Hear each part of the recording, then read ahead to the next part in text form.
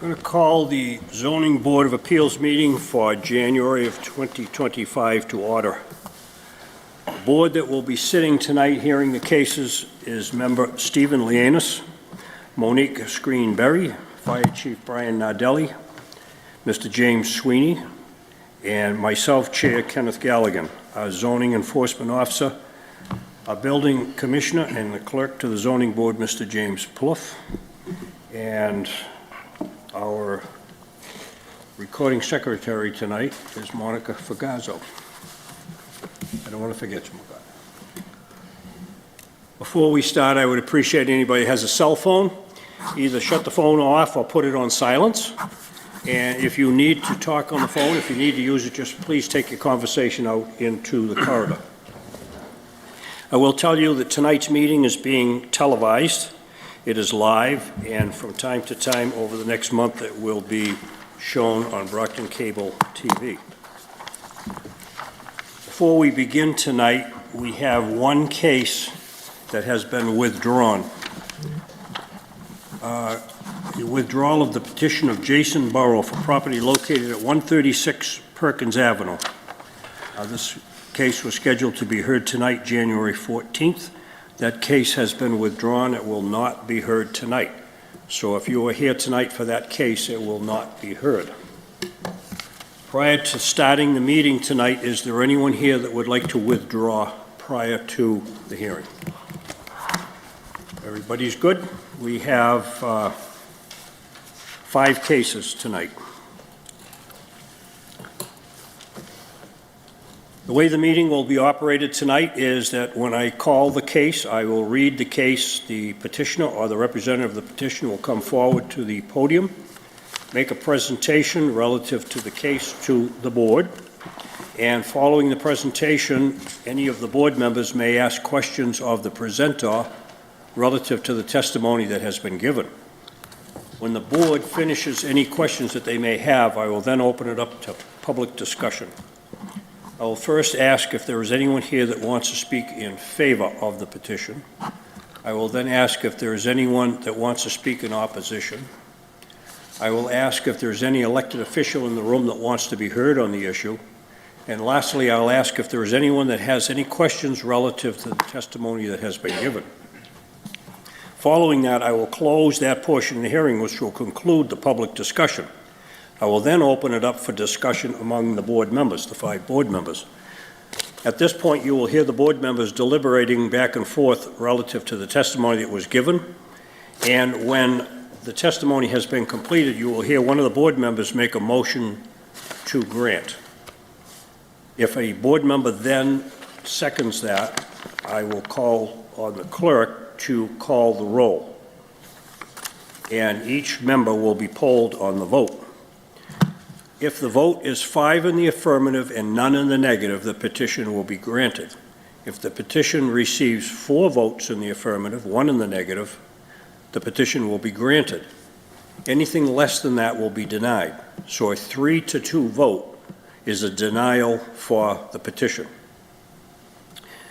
After the vote is taken and I announce the vote, I will then tell you whether the petition has been granted or denied. So the vote will be taken right after we deliberate. All right. Board members, are we all set? We covered everything?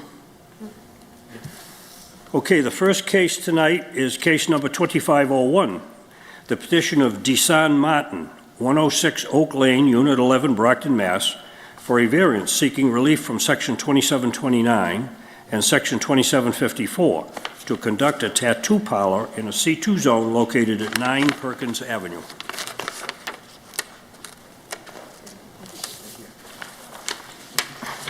Mr. Chairman, members of the Zoning Board of Appeals, my name is Jim Burke. I'm an attorney at law with offices at 48 North Pearl Street, and I have the pleasure of representing Desan Martin. Desan is, in fact, a Brockton resident who is involved in the tattoo business. I learned a lot in talking with Sean. It is certainly a business that has significantly evolved. There are model standards established by the state. There are requirements of a licensure that involves physical and I guess bodily chemistry, anatomy, in order to get licensed. And Deshaun has been doing it for approximately 15 years. It's his hope that the Zoning Board of Appeals will grant the specific variance for 9 Perkins Avenue. I know 9 Perkins Avenue because I grew up there. I was a Campello boy, and I can tell you that the stores at Main Street and Perkins Avenue haven't changed since the 1950s. And that's significantly one of the issues that we deal with today. Because our forefathers who created the ordinance decided that the appropriate location for a tattoo parlor was in the C5 zone. Well, the industry is more retail. It really doesn't belong in what we traditionally call a C5 zone that has businesses, accountants, professional offices, and medical. What we have is an industry that is, it's a boutique industry. As Deshaun will tell you, when he does a specific style on an individual, the most he can see in an entire day is probably 3 people, because it may take upwards of 2 to 3 hours to perform the artistry on a specific individual. It's his intention to ultimately have another 2 employees, so we're really talking about 9 to 10 people a day for the location. The specific location is vacant and has been vacant for a considerable period of time. This is an opportunity to refurbish the Campello businessman's area. It also is one in which it's kind of uniquely suited because it does not have ample parking, which is usually a significant negative. But because of the nature of the industry, it really doesn't require significant amount of parking on a normal transfer. Plus, there is a lot on South Street that is open dawn to dusk. It's owned by the city of Brockton, and that's open to the businesses in the area. And that's roughly less than a 5-minute walk to this specific location. There is some parking in the rear, but that really doesn't meet or satisfy the requirements. So essentially, what we have here is it's usually circumstances relating to the size, shape, topography, or soil conditions that uniquely affect the property, but the zoning district as a whole that creates a hardship or otherwise. You can, in terms of defining a hardship, identify a unique single-purpose building that traditionally is no longer useful for the specific uses with which it was created. In fact, I think the specific location right here when I grew up was Dr. Bill Work's office, an eye doctor. That is no longer an area that is suitable for this specific location. In fact, what you essentially have is a use that is not appropriate any longer for the zone in question, which results in the necessity of seeking it outside of the district. So I'm going to let Scott go ahead and identify the area, and we'd be happy to answer any questions, but I think that's it. Well, as Attorney Burke said, the building, number 9, is pretty much halfway between Main and Montello, 1 Perkins Ave. It's a large brick building. Deshaun's practice would be on 1 unit within that existing building. Really the only other point of significance, as Attorney Burke said, the public parking. It's a real slow walk. It takes you 5 minutes. It's a minute down the road. So Attorney Burke might be 5 minutes. It's about a minute away to most of us. So that's really it. Everything else, all other utilities that Deshaun would need for his practice are available on site and within the building. So what you have is a Brockton resident who wants to create his own Brockton business. Currently, he works in Mattapan, but it is his hope that he can able to come back to our city and perform the artistry to which he's been working in the last 15 years. And that's the request, and we'd be happy to answer any questions you may have. Mr. Chair, if I may? To the front of the building, it's just a one level on that? Okay. Any upgrades to the front at all, or aesthetically to the front? That's the landlord's prerogative, and I'm not sure there isn't any intention to, but I think as business picks up, that may be something that he can address. Okay. Yeah, it's really a narrow unit. Right. It's not getting just one door and a window to the side of it. Okay. Yep. So that's really. All right, just curious. Thank you. How many tattooing stations will be in there? I think 3. There are 3. Right now, it'll just be Mr. Watson, but it's capable of having 2 others. And as I indicated, based on, as he explained it to me, we're probably talking about 9 or 10 customers per day. Okay. And what are the hours of operation? Typically from 12 to 8 o'clock. 12 to 8 p.m. 6 days? What were the hours again? 12 noon 12 noon. to 8 p.m. 6 days a week, Okay, so that, it would be Monday through Saturday. Monday through Saturday. I think Mr. Sweeney was touching on it a little. Lighting options on the front and signage. Is there any, does he have any idea on that yet? I would plan to have a sign or something eventually. I'm not sure if it'll be a lit sign in the beginning as far as Okay, what I can afford. understood. I definitely would like a sign for my business. But again, signage would have to comply with the requirements of the Yeah. ordinance. Yeah. That's what I was getting at. Okay, that's all I have. Thanks. So the Board of Health will also have, Oh, most assuredly, yes, so they got to go through the Board of Health also. yes. We may be in a position here to set the hours, because I don't know if anybody else is going to do it. So if we set the hours Monday through Saturday, 8 p.m., I mean noontime to 8 p.m. That's everybody's- acceptable to the applicant. Okay, so you're asking for relief from 2729 and 2754.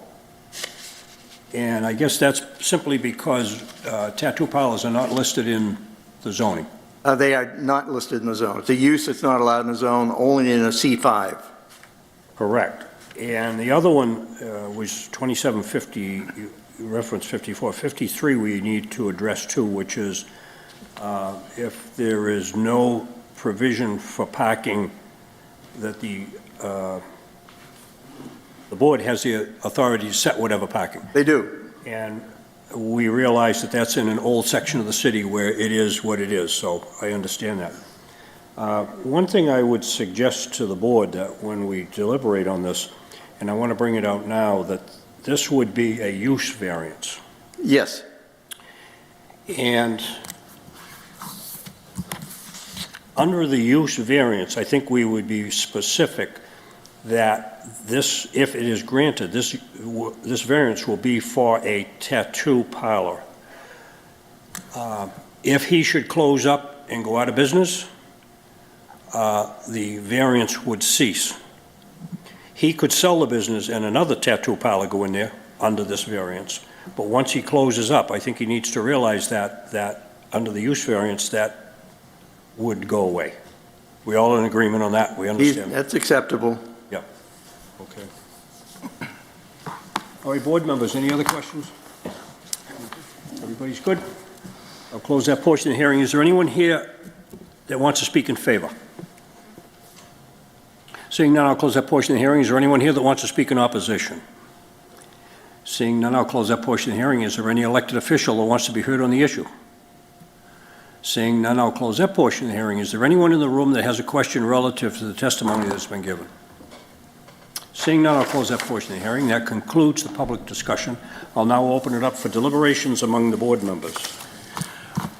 I find it a very suitable location to locate that, considering its light usage. He's only going to have 3 people in there. Parking, I don't see being an issue. I would be in favor of this. I would agree. I don't see anything that's going to be detrimental to the neighborhood. It's all commercial down there, just about. We don't really have much in the way of residential except across the street. I think it's, you know, for a vacant property, I think it's nice, something nice to, you know, the storefront will be actually open again. I agree. And there is off-street parking on South Street, which is just, as Attorney Burke said, it would be a 5-minute walk for him to the parking lot. Motion to grant. Second. Motion has been made and seconded to grant with the stipulation of the hours of noontime to 8 p.m. Monday through Saturday, and we are granting a use variance with the understanding that if this goes out of business, the variance goes away. Will the clerk please call the roll? Mr. Lanus. Yes. Chief Nadelli. Yes. Mr. Sweeney. Yes. Ms. Greenberry. Yes. Chair Galligan. Yes. Mr. Chair, that's 5 in the affirmative, 0 in the negative. The vote is 5 in the affirmative, none in the negative. The petition is granted. I thank the board. Good luck, sir. Have a great night.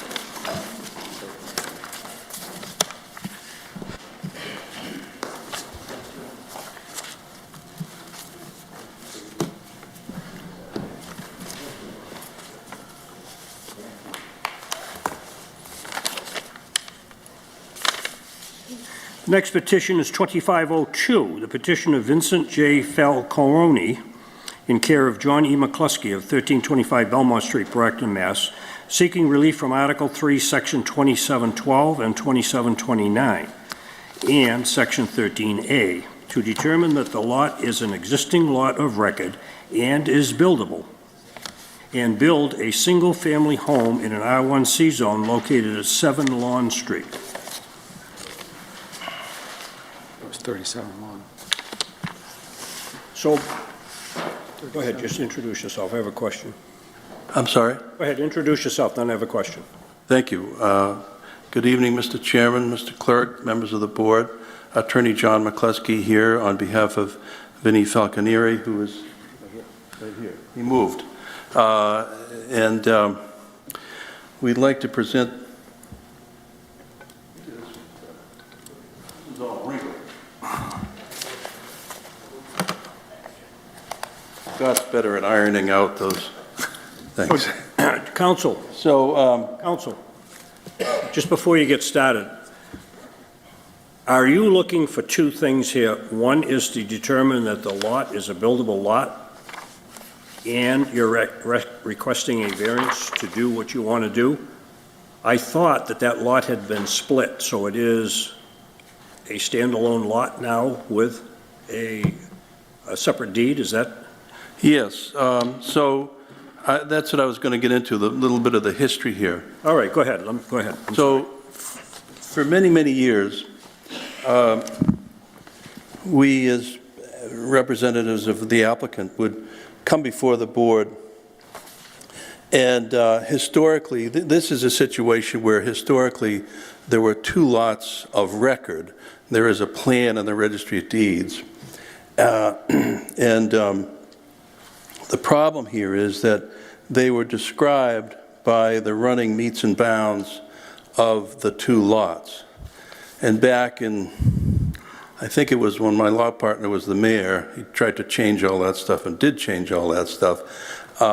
These lots merged as a matter of law. So back in 2023, Mr. Vail from my office came before you, and we heard at that meeting for the first time, actually, and no disrespect to the board regarding that, that the determination was that because they merged, there now was only 1 lot, and you could no longer grant a variance for this lot, although it was a lot of record. You could no longer grant a variance for that lot because it was now 1 big lot.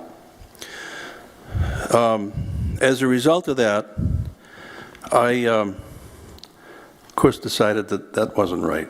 And we had a meeting at City Hall, and again, no disrespect to the chair or to the board. We tried to figure it out. And in trying to figure it out, the law department came in, the city solicitor came in and said that if you divide the lots by deed, then they become 2 lots of record, and therefore you can petition the board because now you have a lot, separate lot, So what we did, and I believe it's in the package, Mr. Falconieri owns both of these, described in one deed. I created 2 deeds and 2 trusts. And we deeded the existing home into one trust and the vacant lot into another trust, using the same description as we did, as happened back in, I think, 1887, when the lots of record were recorded. So this was a new twist. And of course, the board at that meeting, the first meeting in 2023, denied the petition for a variance. So we had the meeting, we kicked it along for a long time, trying to figure out what was the right thing to do. This is really a sort of a tricky thing to do, because if now we've got 2 separate lots, one owner, and we haven't yet got approval from the Board of Appeals. So it creates a little bit of a title dilemma going down the road, but we can figure that out. So in any event, this is in one deed, this is in another deed. 2 separate trusts. And using the old 1887 plan. So what we have now is this lot, which is vacant, but for being overrun with, you know, it looks like a mess. It's 5488 square feet. So we're looking for the board to determine that this is in fact now a buildable lot because it's a separate lot. And I've made an argument in my memorandum that under section 2712, this is a vacant lot next to a lot that has a house on it. Therefore, it qualifies as a grandfathered lot. I've also asked for variance for the, we meet the side yard setback requirements. We're slightly short on the front yard. It's 26 feet, but it's behind. It's certainly set back further than the house next door, which is in common ownership. And it lines up with this house on Martin Street, which seems to have a lot of cars on it and things. I don't quite understand what's going on there, but that's not part of it. So in any event, we were on the agenda for, I guess, December, maybe November, and I was looking at the house that we had proposed. And in looking at it, it was too big. It was a much bigger house than this, and so it just didn't seem to fit right. So what we did is withdrew that application in November and December, came up with a new plan. This is still a 4-bedroom wood frame structure home, but it fits much better on the lot. And so what we're asking the board to do is to determine that this is a buildable lot and to grant us the variances for the setback issues, which I think work in this neighborhood. Nothing wrong with the neighborhood. I think just there's a lot around here. It's a busy neighborhood. This sets back well enough. We've got a place for 2 cars here and a driveway.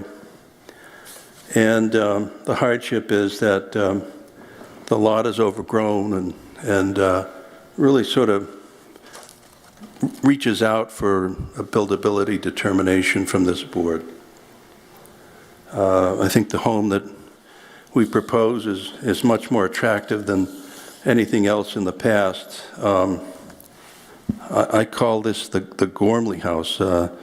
Back in the day, when the chairman was the fire chief, I went and sat with him, and we talked about one afternoon about what would fit on lots of this size. And he said to me, I really like a narrower house with a farmer's porch. This doesn't quite have the farmer's porch.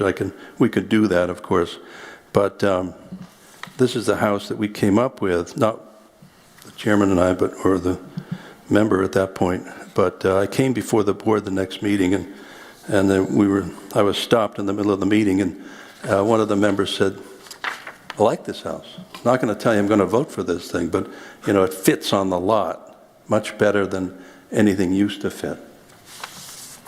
So with all due respect, we would request the board to make a determination that this is a buildable lot and to grant us the minor variances so we can put that house on the lot. And I think this will be a nice improvement to the neighborhood. We've driven by the lot, and it's really congested and overgrown. Thank you. Thank you. Board members, any questions? I have nothing.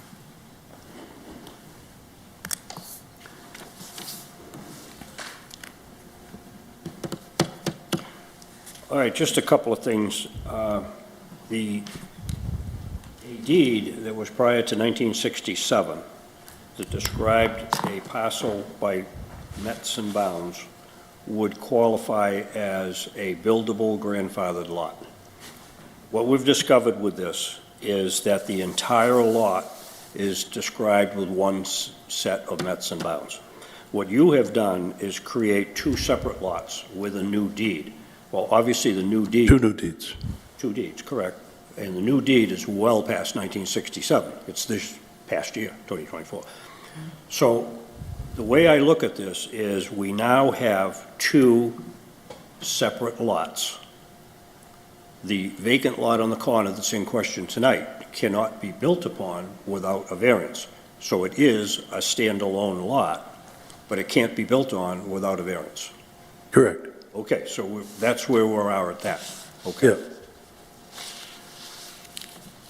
As was before in 2023, we needed a variance to build upon that old lot of record back in 1887 or something like that. Yeah. Because they're identical in description. The last one I got is 1898, which was two lots. Maybe 98. A deed or a plan? A plan for, Oh, okay. but the point, I may have my years wrong, but it's close enough. Yeah. I mean, it's, so we have a standalone lot under a separate deed. It's now a new parcel, and as you know, we were informed that the board does not have the ability to create lots, and that's kind of where that discussion came from. So if a lot was created, that would give the zoning board something that they can vote on, something they can Right. make a decision on. So here we are tonight with this lot that has been created, and what you're asking for tonight is relief under a variance to allow you to build a house on this lot. So this lot exists, but you can't build on it without, so that's where we Agreed. all understand that. Yeah, well, I totally agree with that. Okay. So just as a matter of discussion, and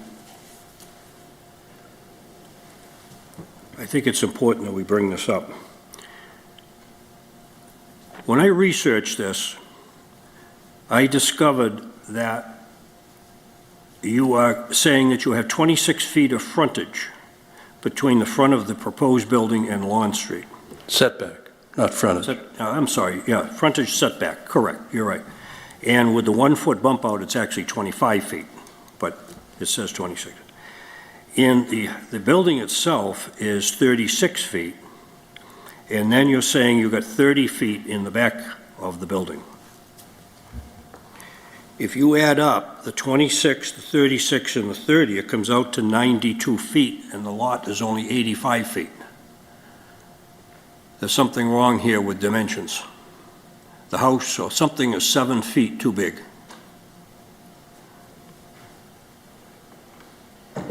The other thing that we have to consider here is the distance from the deck to the back property line, or from the bulkhead to the back property line.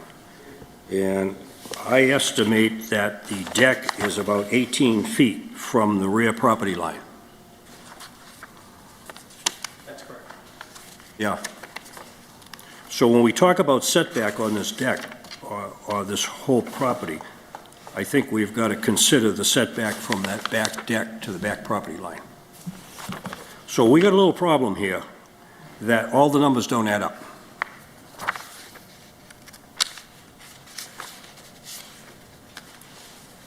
I don't know how you want to address that.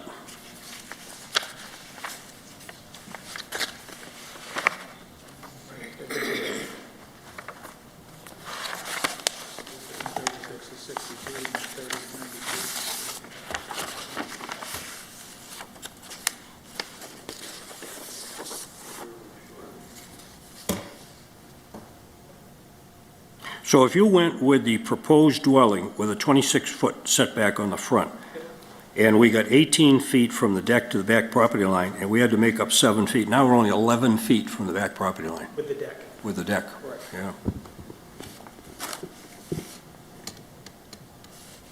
And as an editorial comment, the side yard setback on a new dwelling such as this on the side street technically is supposed to be the same setback as the frontage. So if it requires 30 feet in the front, it requires 30 feet on the side. There is also another section in our zoning that allows for, in an established neighborhood, that if we have two adjacent houses that are closer than 30 feet, that a new house in the middle can be pretty much in line with the other houses on the street. It also references a corner lot. So I just want to bring this out for the edification of the board that Well, the adjacent houses are not, we've got more than 30 feet. they are not 30 feet. Right. The house on Martin Street, which directly abuts it, is less than 30 feet. Oh, from the frontage? Yeah. Yeah, Right. right. Plus, the original house, which is on Lawn Street, is only 10'7" Right. from the street. Right. So when you drive that neighborhood over there, virtually all the houses in that neighborhood do not conform to the 30-foot setback. I think Right. that's a given. Right. So if this lot is going to be built on, and you describe it as an overgrown lot that is detrimental to the neighborhood, I think you need to kind of consider that the setbacks on the adjacent houses might conform to the setback of the new house. I think that's fair to say that. All right.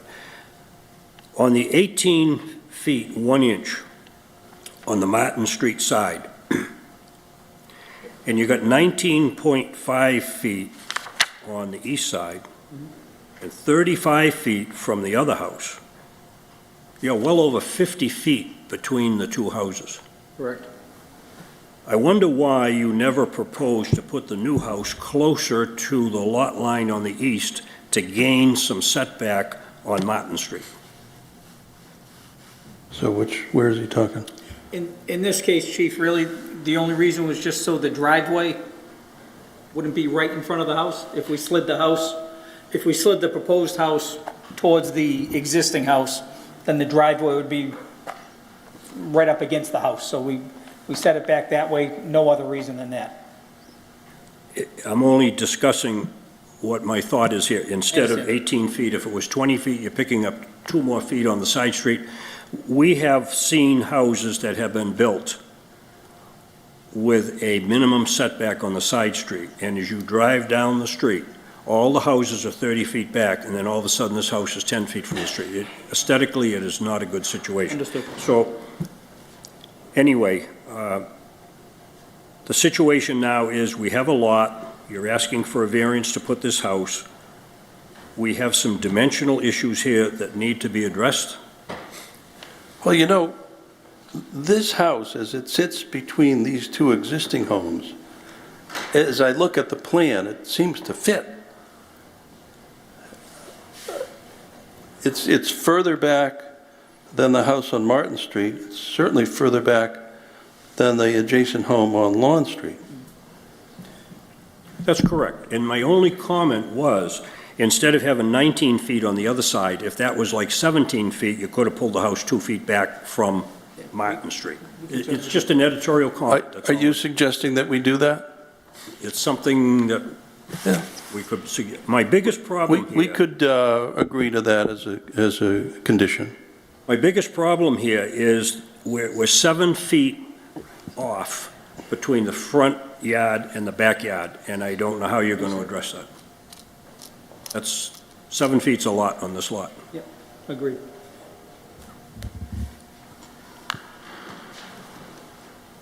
I think the easiest thing, Chief, would be to slide the house forward a few feet. That would give us 22 feet to the front bump out.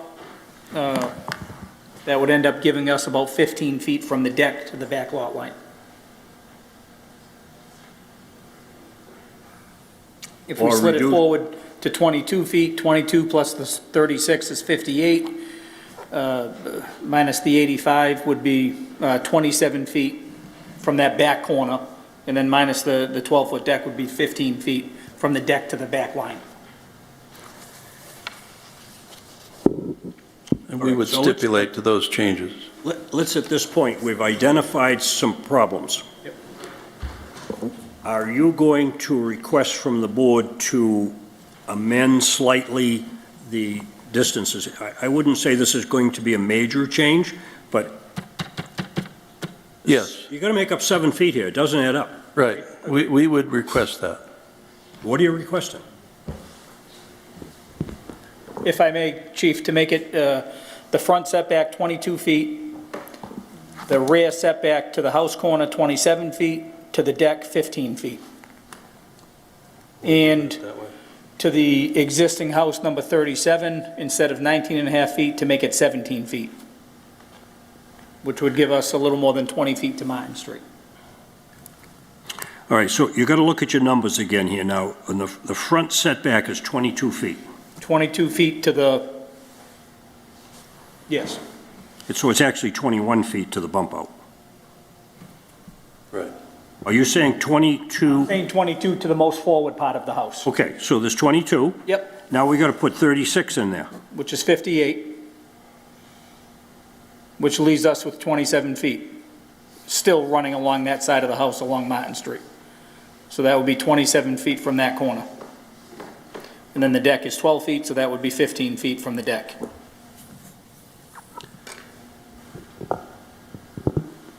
Well, the way it is right now, it's 18 feet, so you're actually going to be greater than that, aren't you?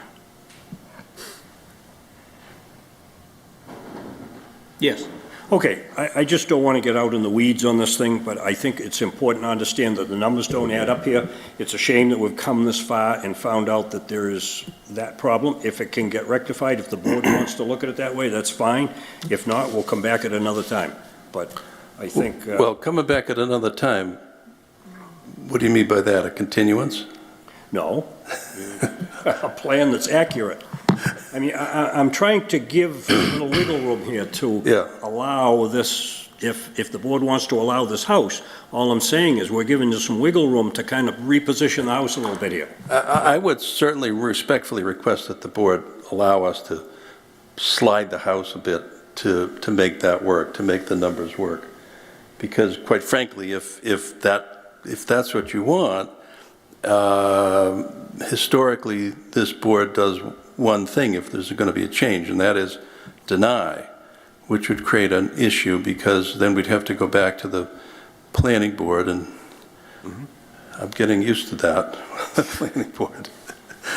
Well, I'm only trying to get it right up front. Right. So that that doesn't have to happen. And I just feel badly that something didn't work out quite right, but the essence of what we're looking at is the essence. Right. The minutia, I just want to make sure we're okay on it. All right, Right. so you've made your statement, that's what you want. Yes, All right, and now, and we would certainly stipulate to that. Board members, any discussion on this? I think we're good with that. I think I'm good with that, yeah. With the discussion that we had, you're okay with making those minor Yeah, adjustments? as long as we're going to put that in the stipulations, yes. All right, I'll close that portion of the hearing. I will now open up for public discussion. Is there anyone here that wants to speak in favor? Seeing none, I'll close that portion of the hearing. Is there anyone here that wants to speak in opposition? Seeing none, I'll close that portion of the hearing. Is there any elected official in the room that wants to be heard on the issue? Seeing none, I'll close that portion of the hearing. Is there anyone in the room that has a question relative to the testimony that has been given? Seeing none, I'll close that portion of the hearing. That concludes the public discussion. I will now open it up for deliberations from the board. Board members. Well, I drove by today, and certainly that lot is, it seems to be the local drive-by trash spot and Christmas tree. That's where you disregard your Christmas tree, I guess. There's no doubt that it also needs help. On the measurements, I think the dimensions that are required for relief fall within the standard deviation of relief that's acceptable within that lot, within that neighborhood. So I would have no issue with it. I think, too, they've gone back and forth with this. They're trying to get this right. I think when you look at the plans for the house, the plans are going to fit that neighborhood. It won't be in any way detrimental to the neighborhood. It'll actually be an asset to the neighborhood with now having a piece of property on what has, to my colleague's point, kind of become a trash receptacle for the neighborhood. So what I see here, basically what has been proposed is the front setback to the frontmost area of this proposed house would be 22 feet from the street, and the side yard setback to Martin Street would be 20 feet. And then the house would adjust itself on the rest of the lot. Yes. Single car driveway.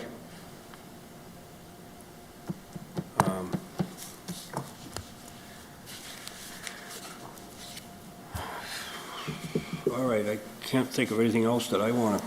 I'll make a motion to grant. Second. Okay, a motion has been made and seconded to grant with the stipulations of the amended setbacks. Will the clerk please call the roll? Mr. Lanus. Yes. Chief Natale. Yes. Mr. Sweeney. Yes. Ms. Greenberry. Yes. Chair Galligan. Yes. Mr. Chair, that's 5 in the affirmative, 0 in the negative. Thank you very much. Vote is 5 in the affirmative, none in the negative. The petition is granted as amended. I think I'm next.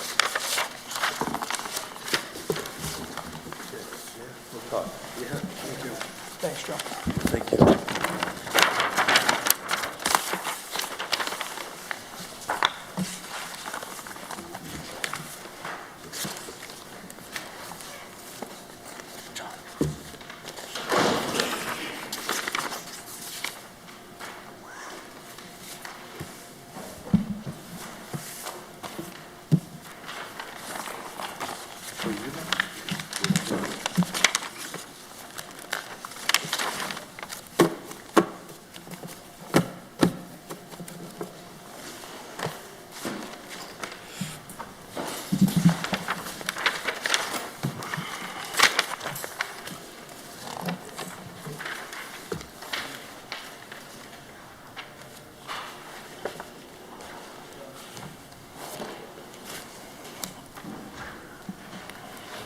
Petition 2503 was the Perkins Avenue one, which has been withdrawn. Petition 2504, the petition of Eagle Diversified, care of McCluskey Law, 1325 Belmont Street, Brockton, Mass., for a variance, seeking relief from Article 3, Section 27-9, to allow a single-family dwelling in an R1C zone located at Plot 46 Ames Street. The lot is located between 259 Ames Street and 275 Ames Street.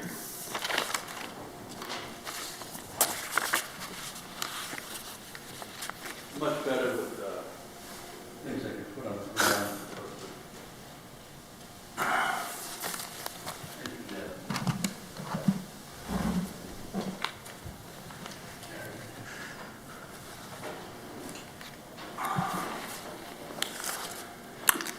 Good evening again, members of the board, Mr. Chairman, Mr. Clerk, Attorney John McCluskey representing the petitioner Richie Costa.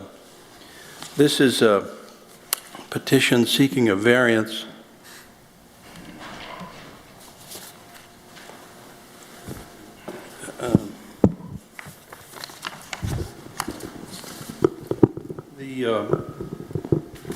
the owners of the property own this home. I believe it's 275 Ames Street, and they own a vacant lot next door, which is shown here. This is the proposed home, proposed single-family home and deck and driveway. Ames Street is here. This lot has been in existence as a lot of record for many, many years, and it is taxed as a buildable lot.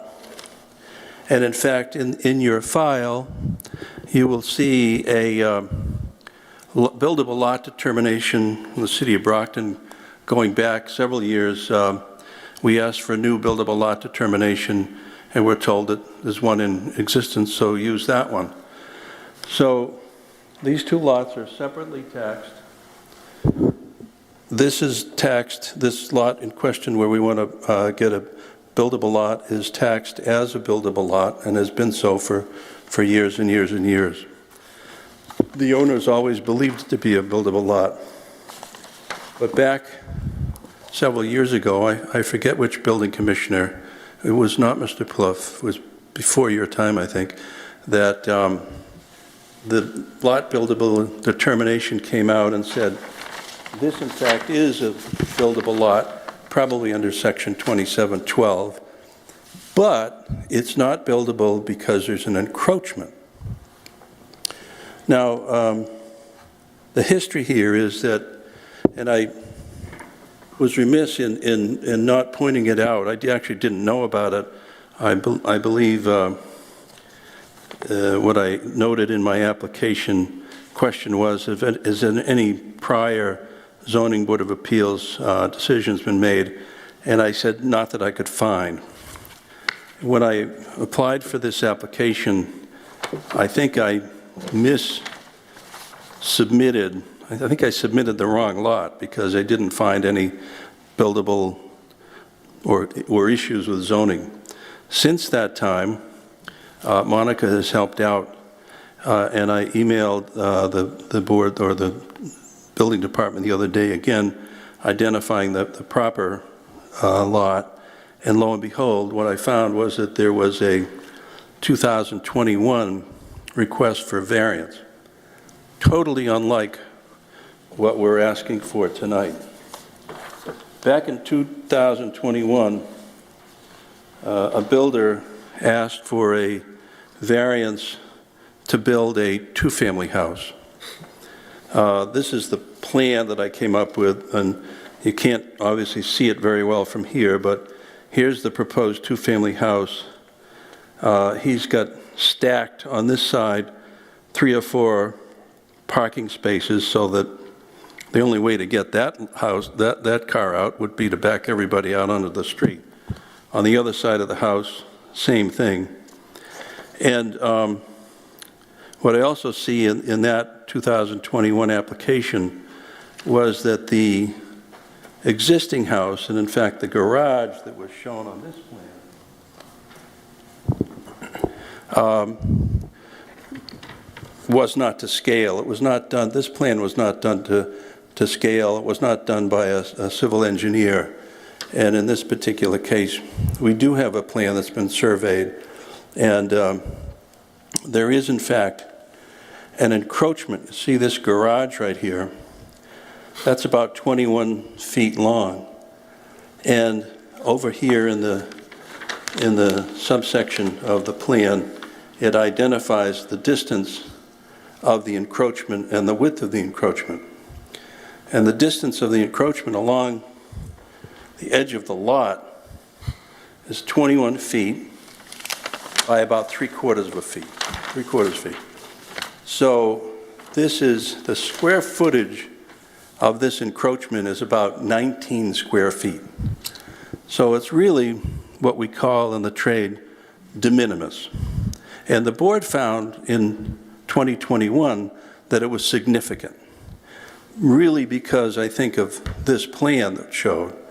What the board saw in this plan was a house that, if you want, I can take a look at it. May I, Mr. Chairman? Councilor, There's the encroachment. So that encroachment stuck out way further, perhaps from here to here, and then beyond it was some shrubbery that would really prevent you from using the property properly. But this is the real thing. This is what the encroachment is, and it's what we call de minimis. And this is why we actually have the variance statute. And the variance statute says that if you can show unusual shape, size, soil conditions, and topography that create a hardship, then you have the authority as the Board of Appeals to grant a variance to allow the proponent to build on a lot like this, because the hardship would be, and we can remove this, by the way, but that's the hardship. So this is the side of this garage, and it goes 21 feet, and it's about 0.7 to 0.8 feet wide. So it's nothing. And it would not in any way interfere with the use of this property as a single-family lot, which the city has determined would otherwise be buildable. What we'd have to do would be to cut the garage off, making that a little bit smaller, and that would be a hardship to the land and to the owner. So what we have here is a proposed single-family home with 32.8 feet setback on the front, 15.8 feet on this side, 12.2 on that side, and then in the rear, we have 31 feet from the back of the proposed deck. So we meet all of the setback requirements. In handling the transaction, if there was a sale, we would grant this family an easement to come onto this property to repair the garage, replace a window, or whatever needed to be done. Otherwise, you can barely even see it on the plan. You know, it almost looks like, and my guess is that when this garage was built, somebody eyeballed it and said, okay, we're behind the lot line. That's how insignificant it is. I fully understand what the board did in 2021. It was too much. It was two families. This is one family. It was crazy parking, and the actual encroachment just showed to be far different than in reality. So I would ask this board not to take into consideration, or to take into consideration what happened in 2021, and to treat this entirely different than what happened back then. And I believe back then the decision was 5-0 against. I think in this situation you could do 5-0 in favor, especially in the light of the fact that the city has said, this is a buildable lot. You just got a little problem. And it really is a little problem. It's 19 square feet. I was looking online and trying to figure out, you know, this to me is like it's not even as big as a telephone pole. You lay it along the side of the lot. A Mini Cooper, this is 19 square feet. A Mini Cooper is its smallest one is about 40 square feet. So think about that and say, well, you can park a Mini Cooper anywhere on your lot, and this is less than half of that. A regular car is about 190 square feet, or 160 square feet, I think, because our zoning requires a minimum of 180 square feet for a car in a parking garage or a parking lot. So with that, I would leave it up to the wise discretion of the board to grant a variance indicating that the encroachment is insignificant and would not have any impact on the development of this lot, which the city has otherwise said is buildable.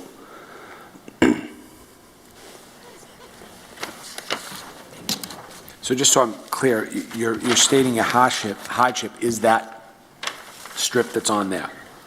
So this strip, Counsel, please hear the microphone.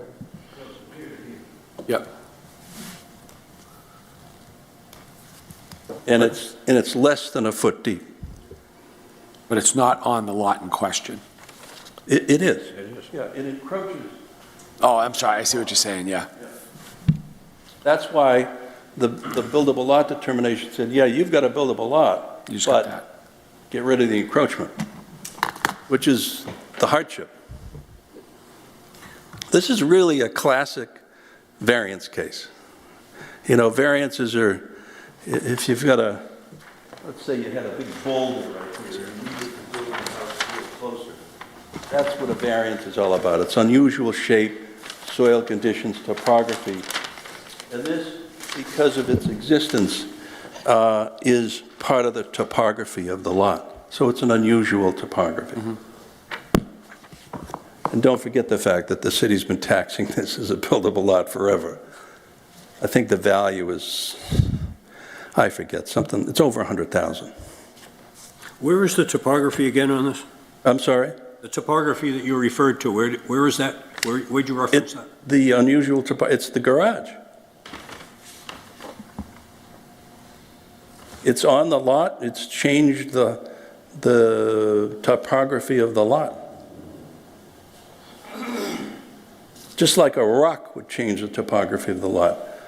You'd have to blow it up or something, and here, you'd have to blow up the garage. Soil conditions. Yeah. So we have a determination from July 8th of 1996 by the building inspector that referenced this lot as buildable as long as it conforms and nothing must encroach on or over the lot line. That was the determination. We have two separate surveys that have done on this property. One was done in 2021, where it indicates the garage was 6 feet over the property line That's not a survey. onto the lot that's in question. Yeah, but that's not a survey. I'm just saying that this is the one that we used. I know that's what you use, but it's not a survey. It's not to scale. Well, it exists. All I'm saying is this plan exists. Okay. You can debate whether it's accurate. It was done by an architect. Spink Design, Middleborough, Massachusetts. And it indicated that the garage was 6 feet over the property line. There's also another encroachment on the back property line where there is a shed that is hanging over onto this property. That could be a shed that belongs to somebody on the adjacent street. It would appear that that's the case. That no longer shows, and it's not on this survey. So it may have been They've been removed. it was either eliminated. Assuming it's been removed. Or it wasn't included. So one of the things I'm considering here is this house at 275 Ames Street was a house that was built probably at the turn of the century. And at some point, a large addition was put onto the side of this house, which is this garage that's attached to the house. I could not find any zoning that pertained to the addition of this garage. In fact, I couldn't find a building permit that allowed the garage. We'll have to have it torn down then. I couldn't find a building permit that allowed it to be built.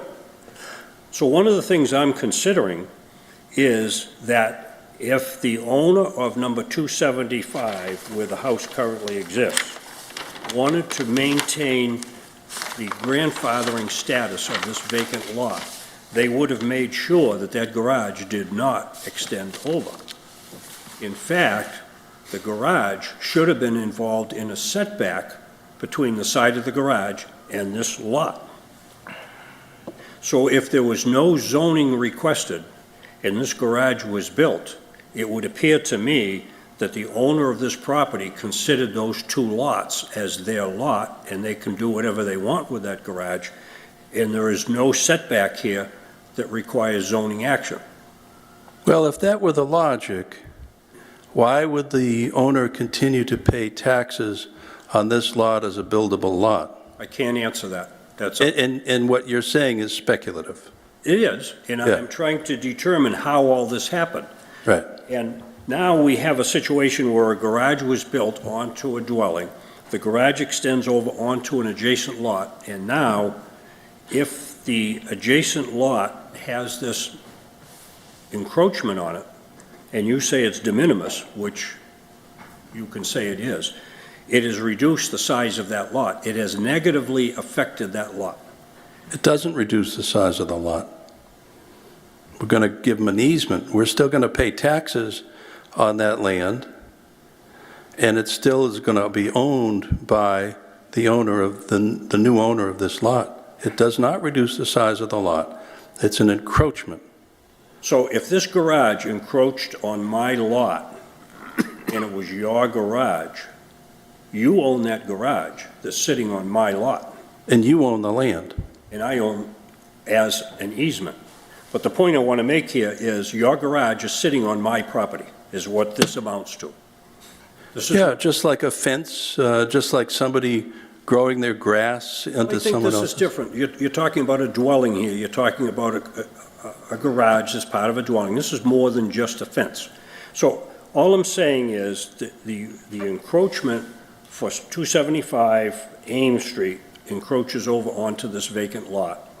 And you're proposing to eliminate the problem with the encroachment is to grant the right to allow that garage to stay on the adjacent property. Right, and what I'm proposing is that that's exactly why we have Chapter 40A with variances, because, you know, if the court looked at this, most likely, I can't predict what a court would do, but most likely they'd go, really? That's not a big deal.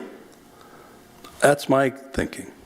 Well, we've had other cases where a house on one lot had fish ponds and all that stuff that you're familiar Right, the with on the Correa case, Carrera. That's one I of the think it's the cases. Correa case. This one is different in that the house was constructed, and the house is constructed on an adjacent lot that was owned by the people at 275. But we don't know whether that was constructed pre-zoning or post-zoning.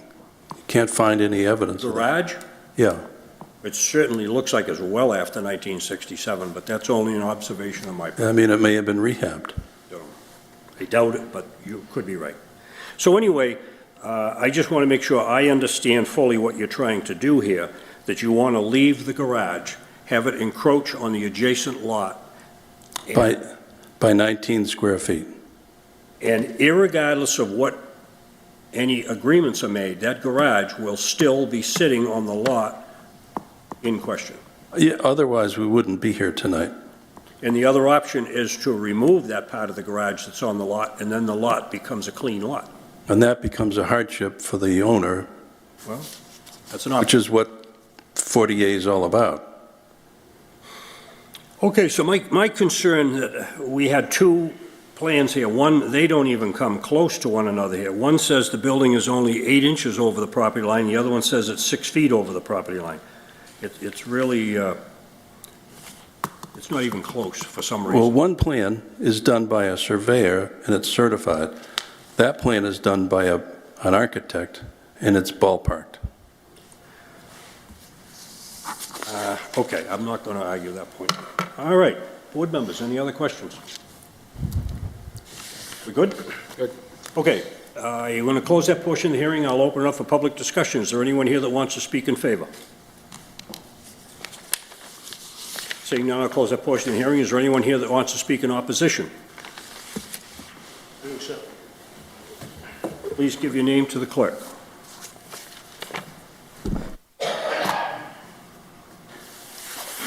Excuse me. My name is Richard Batakis. I live at 15 Ridge Street, which is right around the corner from the Sturley's house. I've lived in the neighborhood 53 years, and that property has always been considered one lot. I know the previous owner before these folks. Okay, and you touched on a lot of my points, that the garage is on the additional lot. I was here the last time it came before zoning, and again, it was decided that this was not a buildable lot because of the encroachment and the fact that the neighbors wanted, the people at 275 wanted a right-of-way easement, not only to work on the garage, but to get around to their backyard, because that was the only access they had to their backyard, was to go in the neighbor's yard and come back into their yard, or what would be the neighbor's yard. And as far as the two-family house that they wanted to build, it was the people themselves that were trying to add on to their own home. And that was a completely different situation. Okay, I don't see where the property grew. I mean, it was determined the last time that this incident came up before zoning that the property wasn't big enough. I mean, I know I've grown bigger, but I know the lot hasn't. You know, I've never seen any land grow, not in that fashion. Now, also, Ames Street, the city spent bundles and bundles and bundles of money rebuilding Ames Street. I'm going to say probably about 2 years, maybe a little more ago. They rebuilt, went right down to the roadbed, did Ames Street, the curbstones, the sidewalks on both sides. There's no curb cut for this building right now, for this property. Okay, the street's only 2 years old. Now we're going to make Swiss cheese. You want to make Swiss cheese out of Ames Street again, which is what it was before. I mean, that's the entry into the city for everybody coming in from Abington and what have you, heading to the train station. Now we got a beautiful street. Nice, smooth, no bumps, no potholes. My house doesn't rattle. My dogs don't bark when the cars go by. You know, and we're just going to go back to what it was before, of just nothing but potholes.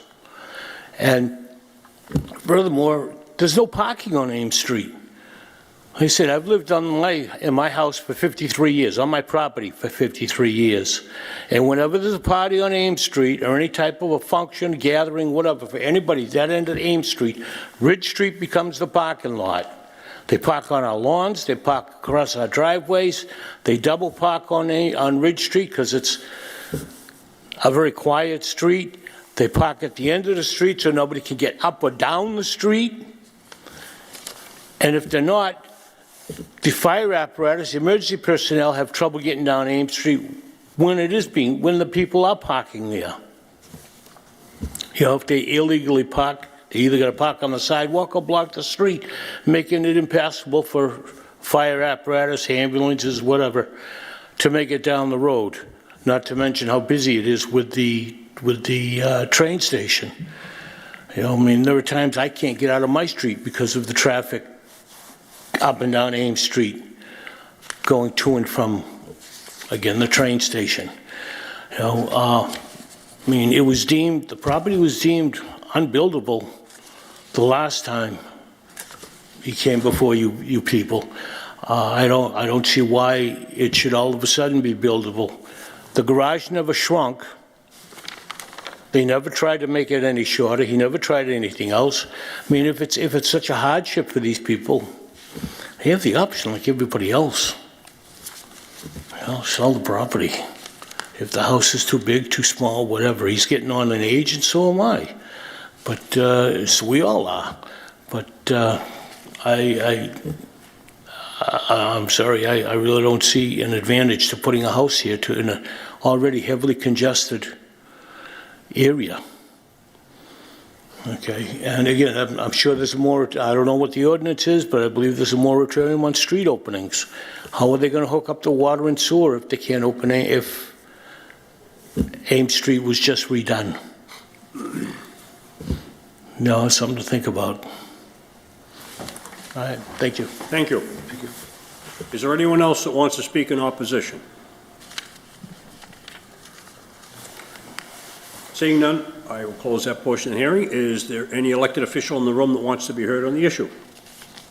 Seeing none, I'll close that portion of the hearing. Is there anyone that has a question relative to the testimony that has been given tonight? I do. Just one comment. I'll give you 20 seconds. Oh, I won't take that. Mr. Batakis has no legal standing. If he was in a court of law, he has no standing It's a to... neighbor, not a direct abutter. Yeah, got it. Is there anyone in the room that has a question relative to the testimony that's been given tonight?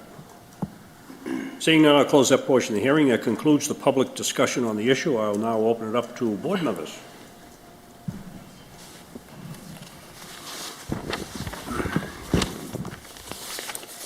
I think it's a precarious situation all around, you know? I think we're splitting hairs with the garage. I think the other lot has been deemed a buildable lot. Just a little different.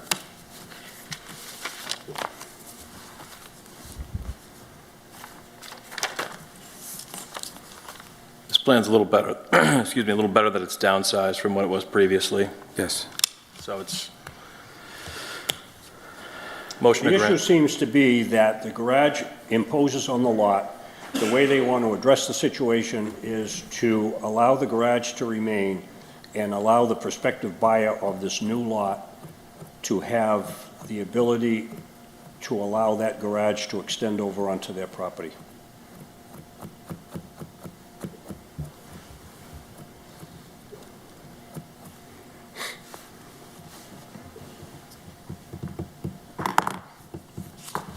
Motion to grant? Do we, just before that, real quick, do we know if that's legal? If that can be the case? I don't ever remember, well, in a case such as this one, I don't remember doing something like this.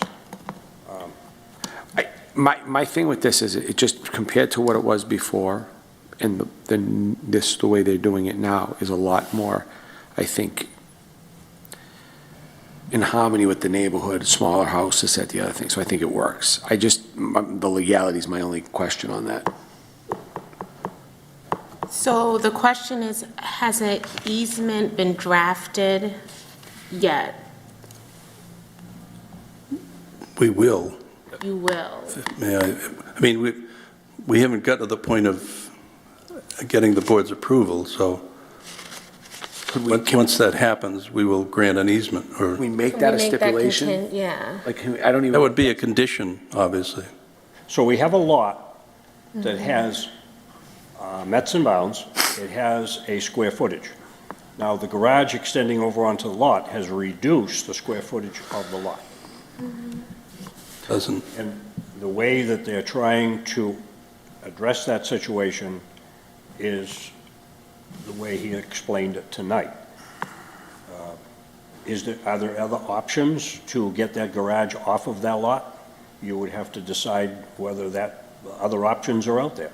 Or is this something that you feel as though would be allowed? Could we make a stipulation that it can't be built on until that easement is made and filed with the Registry of Deeds? I don't know. I don't know the legal part of that. can I answer that? Sure. So this couple owns both lots. When they deed this lot to the new buyer, to Mr. Costa, they would reserve an easement to maintain that garage. Happens all the time, very typical. Reserve an easement to maintain the garage, which would mean this lot owner would own 6,600 square feet of land. This lot owner would be allowed to put his garage on that land that's owned by the new owner, and we do it by way of easement. Very easy to do. But the other thing that we got to consider is this lot is created as a separate lot, and now we're reducing the size of that lot in order to allow the garage to extend onto that lot. It doesn't reduce the size of the lot. Well, we're finished the discussion. We are discussing this among ourselves. If the garage extends onto the adjacent lot, the area that garage takes on the adjacent lot reduces the size of that lot because the garage is taking up that square footage. What's being proposed here is to get around that problem by allowing the current owner of that property to legally allow that lot to be built on with the garage remaining where it is.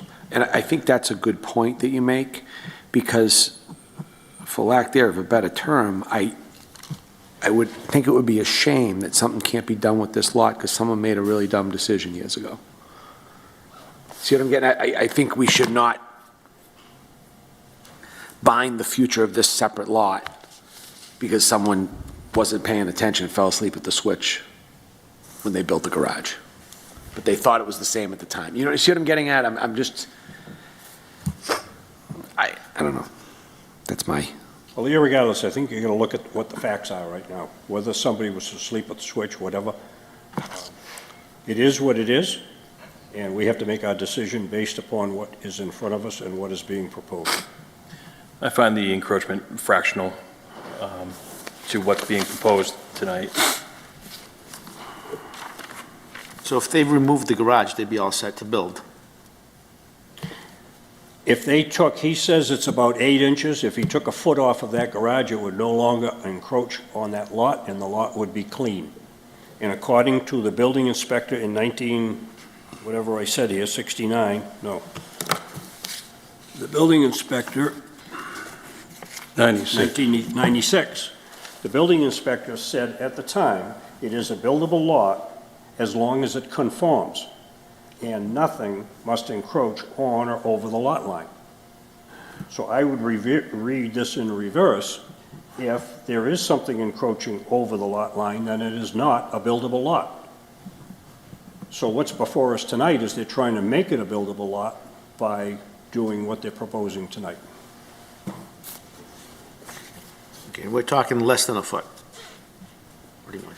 Well, that's what he's telling us, and it's unfortunate that we have another plan that says it's 6 feet, which is not even close to what he's telling us tonight. And he's telling us that this 6-foot plan is erroneous. Right. I can't believe that somebody would pay somebody to create this document with an erroneous side yard setback of over 6 feet. Anyway.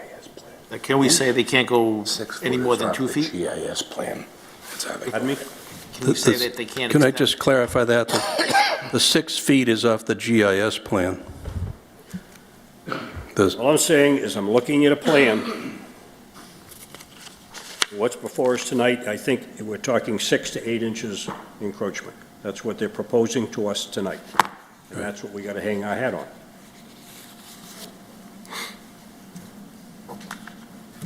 Motion to grant? Second. So before we do that, so we're not going to add the condition of the easement?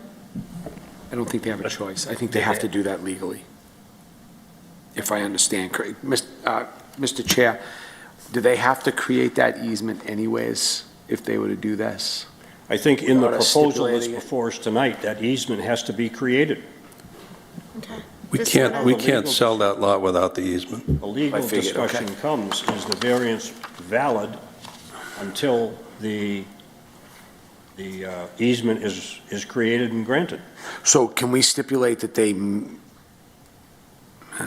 make the easement prior to any building going on? Can we ask Mr. McCluskey? Because he has a I comment. can't, we can't do, you can't do an easement to yourself. Okay, You can only do it at the sale. understood. All right. It's going to happen. It has to happen. Yeah. All right, do we have a motion? Yes. Yep. And Was it seconded? properly seconded, yes. Okay, motion's been made and seconded to grant with the stipulation that an easement must be created to allow the garage to continue to remain on the affected lot. Is that what we want to say? Sure. Will the clerk please call the roll? Mr. Lantis, Yes. Chief Nadelli, Yes. Mr. Sweeney, Yes. Ms. Greenberry, Yes. Chair Galligan. No. Mr. Chair, that's 4 in the affirmative, 1 in the negative. Thank you for your time. It took a little 4 to 1, extra time. 4 I in the apologize. affirmative, 1 in the negative. The petition is granted.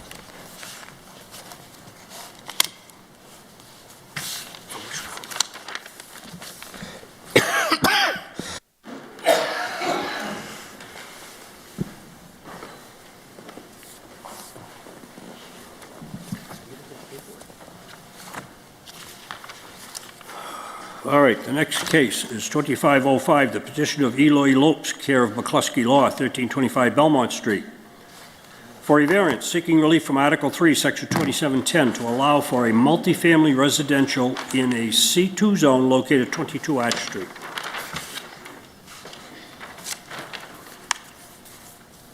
Good evening, Chairman and members of the board. Chris Vale on behalf of the petitioner Eloy Lopes. As you heard, this is a petition to the Board of Appeals seeking a variance under Article 3, Section 2710 to build a multifamily residential home in the C2 zone. Some facts about this project is that the location is located at 22 Arch Street in the city, in which Mr. Lopes bought the property in 2016, which contains 9,038 square feet of land. The plot is in a C2 zone where the property abuts several other residential properties. However, the plot does not abut a residential zone, thus there are no setback area or frontage requirements. The lot already consists of a single-family residential building that would remain the same. However, Mr. Lopes is seeking to build off that existing structure by adding the new residential unit from the rear. The proposed attached residential unit will contain 3 bedrooms and bathrooms. In addition, each unit will have their own separate 2 ingress and egresses. The property will consist of plenty of green space with the rear setback of 42 feet, and the existing garage is going to be torn down. There will be an ample amount of parking with 5 spaces with a proper turnabout at the end for the project. In regards to Mr. Lopes' hardship, in the present case, the hardship is the fact that the residential lot exists in a commercial zone where there is abundance of residential properties in the neighborhood. The proposed addition will be beneficial to the city and neighborhood and will not be detrimental. As you can see, he will have plenty of parking, plenty of green space, and the proposed addition will go out into the back.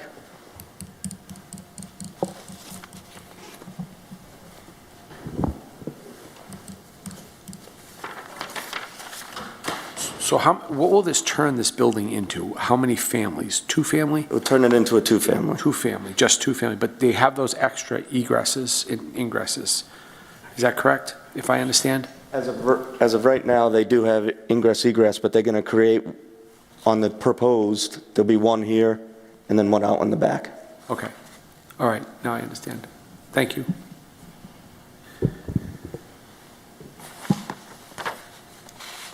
And the existing building is just a single family as of right now.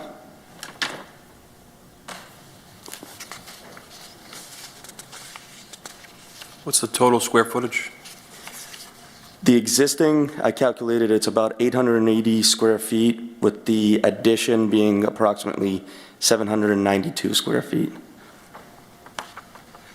Could you just explain the hardship one more time? I was a little confused on that. Once again, the hardship is the fact that it's all residential in that area and it's in a commercial 2 zone. So pretty much I guess by right, he could put in commercial property, which would be a hardship to everybody around him as well as having an unsuccessful commercial business there. So that's where the hardship would lie, is that it really is a residential zone now. And then in the area, there is a lot of multi or 2, 3-family units.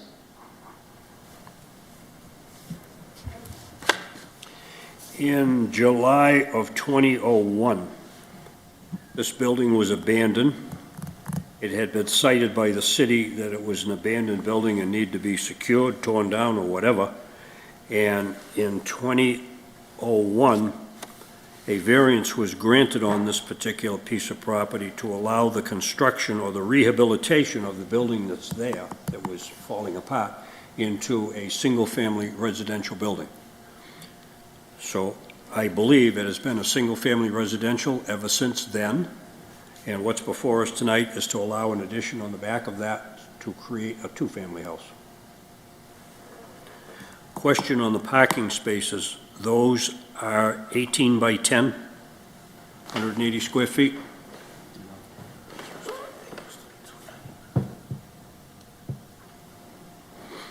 I believe I believe they are. I know ET Engineering did them. Well, they're not marked, but when I measured them, that's what I got, 18 by 10. So I just want to make sure that we're talking 180 square feet. The other thing that I would be very concerned about here is this plan shows a considerable amount of green space. And I would fully expect that if this is granted, the green space that we see there is going to be green space. It's not going to be paved backyard, it's not going to be dirt. Now, this property drops off from Arch Street towards the northeast.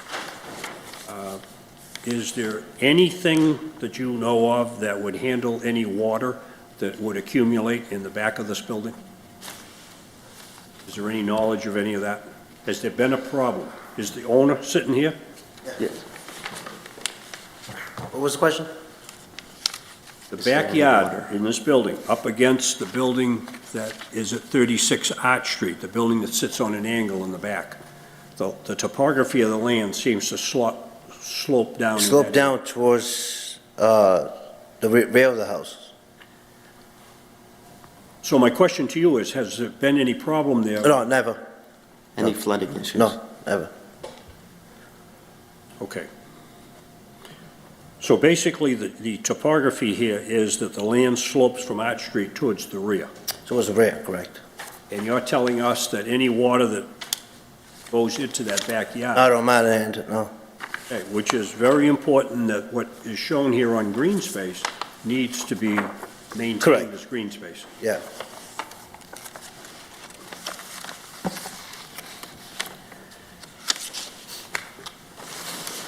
Board members, any other questions?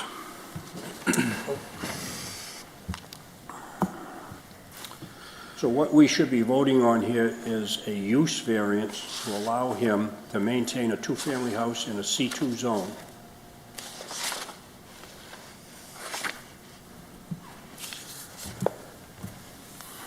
Is that what we're all agreeing? Yep, sorry. Okay. All right, board is all set? I'll close that portion of the hearing. Is there anyone here that wants to speak in favor? Seeing none, I'll close that portion of the hearing. Is there anyone who wants to speak in opposition? Seeing none, I'll close that portion of the hearing. Is there any elected official who wants to be heard on the issue? Seeing none, I'll close that portion of the hearing. Is there anyone in the room that has a question relative to the testimony that has been given? Seeing none, I'll close that portion of the hearing. That concludes the public discussion. I will now open it up for deliberation among board members. I think it's a big piece of land from what I can see. It even gives it a better description on here. I don't, to their point, but there's a lot of residential in that area. I don't think it's going to be detrimental at all to the neighborhood on, the way it's laid out. If you look at the zoning in that entire neighborhood, it's all C2. Yeah. Exchange Street, all through there, and virtually it's all multifamily residential. I thought I was looking at the wrong part of the map, quite honestly, when I went over this, because it didn't make sense to me, because there was that much residential in there. Right. Yeah, I think, the parking that's added in the plan, and if you're going to add, multifamily residence, it's right in stride in the area. Sure, it's not the proper zone, but it's definitely in the right spot. So I think we need to be very specific that if this is granted, we are granting a two-family house. Correct. It says multi, but I want to be very specific that this doesn't turn into 3 or 4. It's 2. I'll make Existing a house plus the new one. stipulation to make sure it remains two-family. I'll make a motion to grant that it remains a two-family. Second? Motion has been made that we grant a use variance to allow this to be used as a residential, and it shall not contain more than 2 residential units. And motion has been made and seconded, is that correct? Correct. Yes. Okay, will the clerk please call the roll? Mr. Lanus. Yes. Chief Nardelli. Yes. Mr. Sweeney. Yes. Ms. Greenberry. Yes. Chair Galligan. Yes. Mr. Chair, that's 5 in the affirmative, 0 in the negative. The vote is 5 in the affirmative, none in the negative. The petition is granted for a two-family house. Thank you, everyone. Bye. Have a good night. Thank you.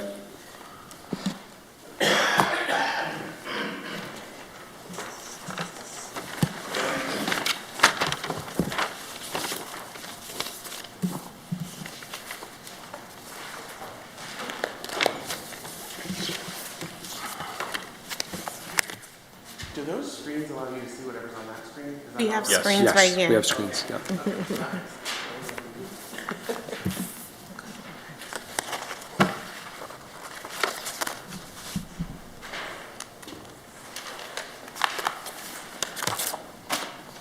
Before the next petition comes forward,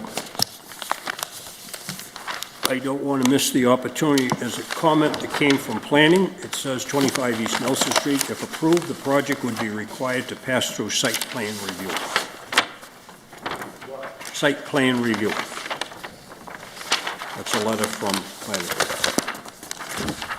All right, the next petition, 2506, the petitioner Serenity at Brockton LLC in care of Philip Nazarella, 1063 North Main Street, for a variance seeking relief from Section 27-9, Section 2729, and Section 2739 to add 7 residential units to an existing space in a C2 zone located at 25 East Nelson Street.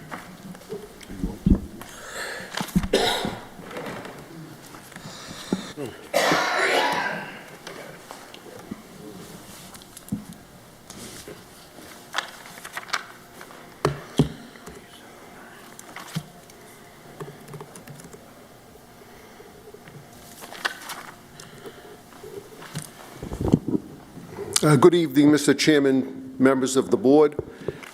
I was here just 2 months shy of 3 years ago and presented before you an application regarding this particular property.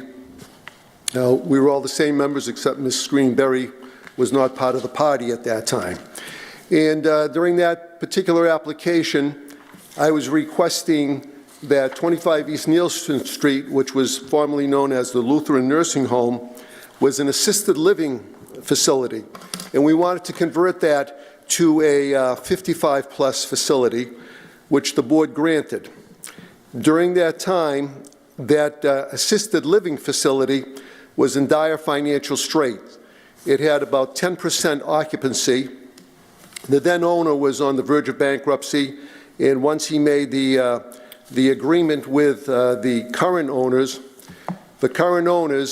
Elevation, which is the parent of Serenity of Brockton LLC, came into the property, infused a substantial amount of capital, as well as a significant amount of expertise and oversight on the development and management of the property.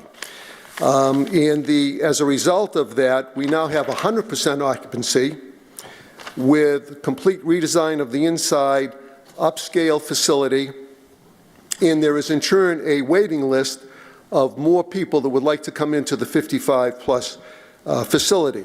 With me this evening is Mr. Benjamin Friedman, who is Associate General Counsel of Elevation, and he is going to do an overview of the interior of the property.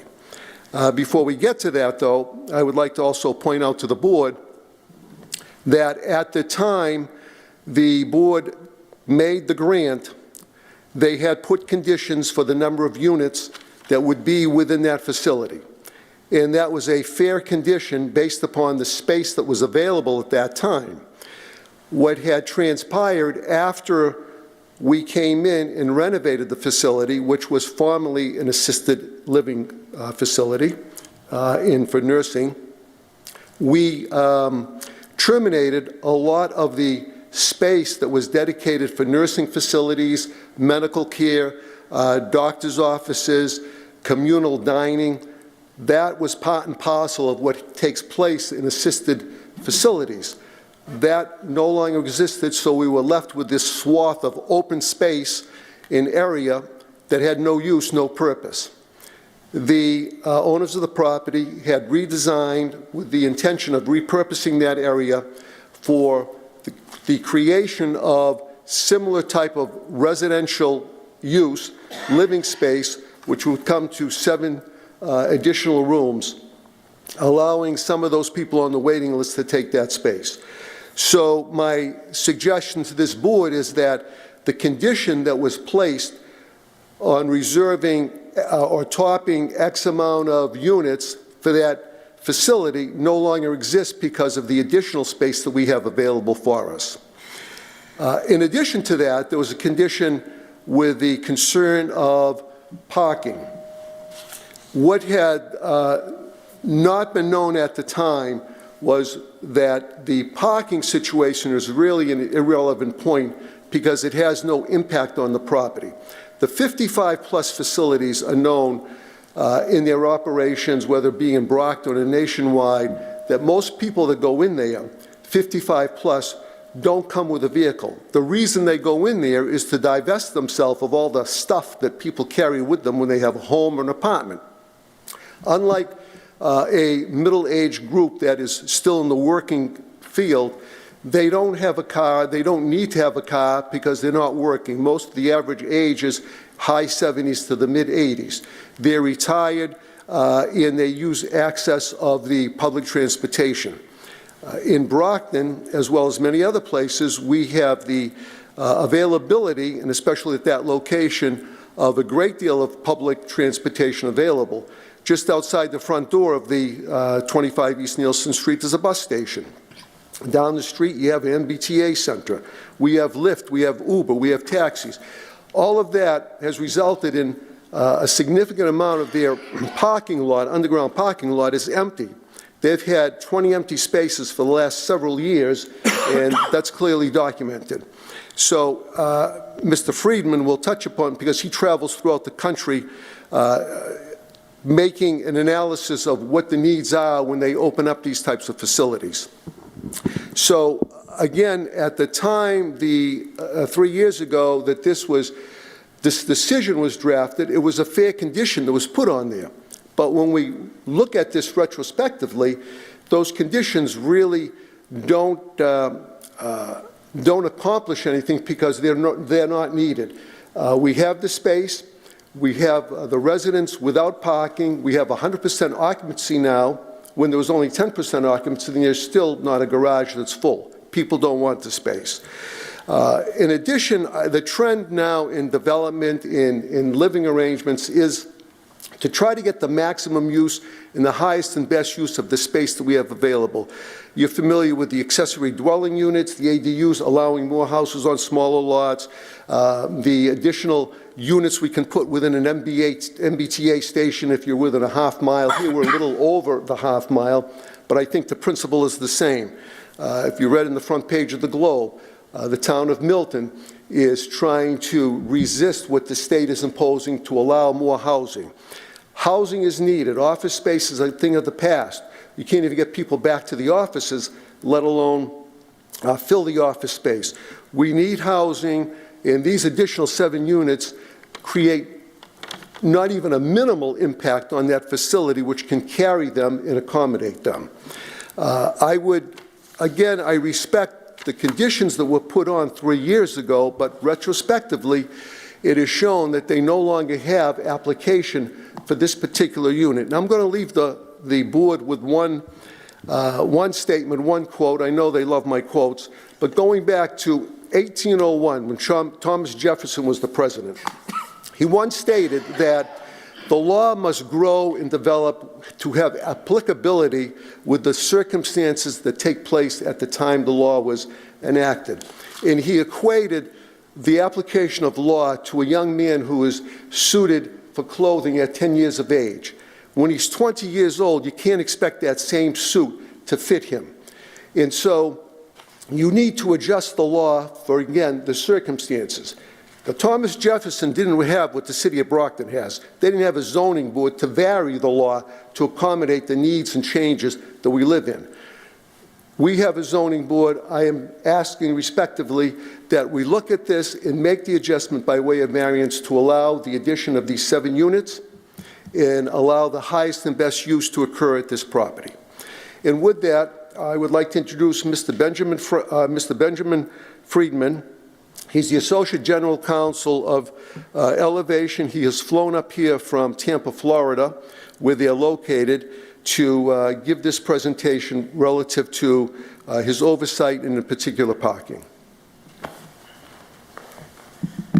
Thank you, Philip, and thank you to the board members for giving us an opportunity to be here tonight. I really appreciate it, and we're glad. And I will say at the outset, I've met some of you before, others I've not, but I really am thrilled to be here. And on behalf of my company, you know, for the last almost 3 years now, we've been operating in the city of Brockton, and it's been a really great experience. And we consider ourselves to be, you know, proud operators in the city of Brockton, and we want to continue doing that. And that's really what this is all about, is that we look at our property, which has been a big success, not only for us, but we also think for the city of Brockton, you know, to address your housing needs, and we want to continue doing that. And so I do have some slides here. I have a little bit more of our backstory, and then I have a lot of data to share with you and some photos of the property that I think would be helpful for people to make sure that it's really clear what our vision is.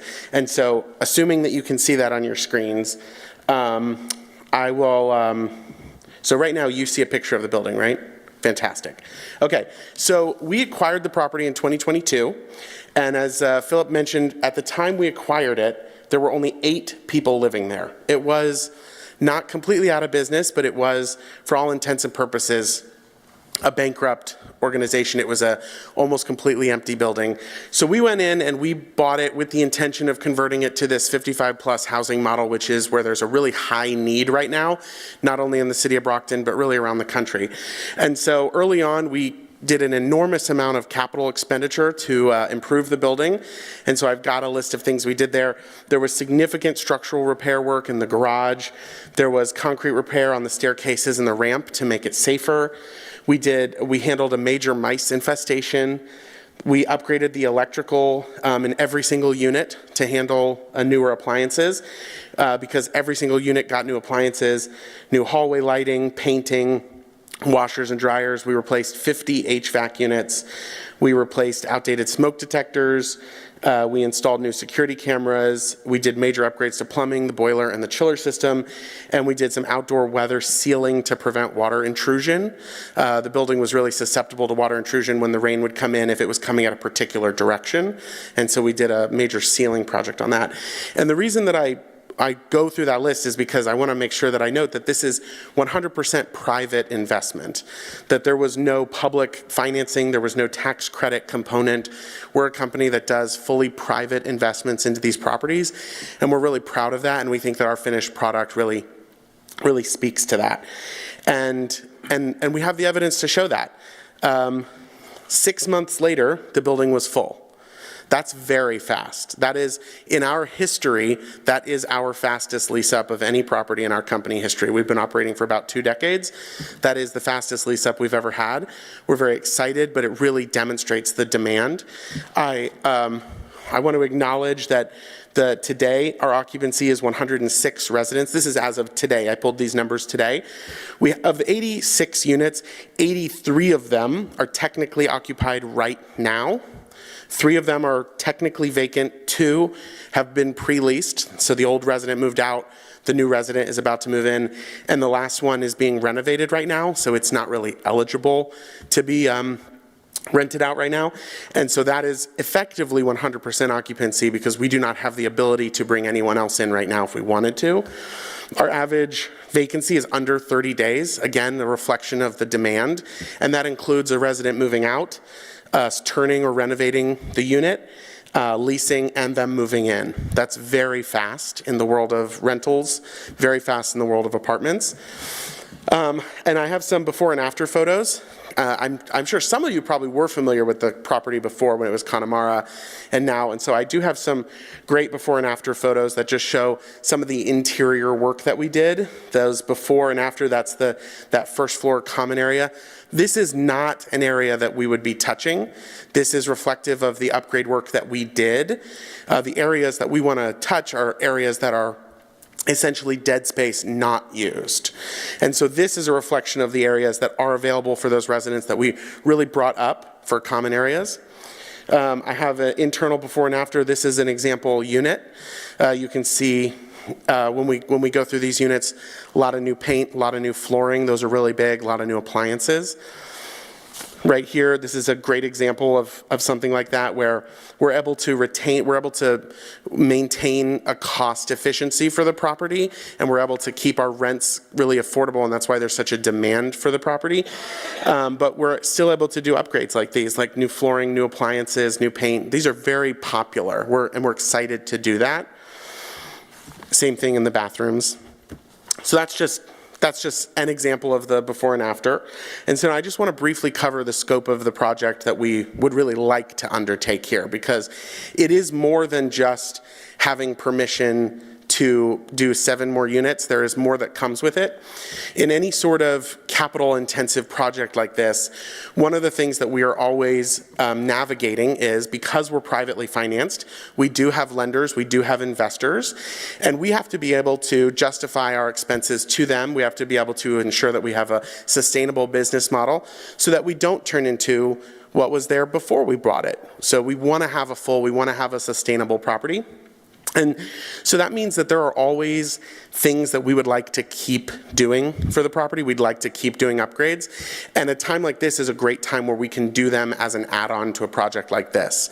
So if we went, to justify to a lender or investor, something like that we want to add an amenity space, it's a little difficult to do that for a property that is full and successful, but we're able to add it on as part of a larger capital expenditure.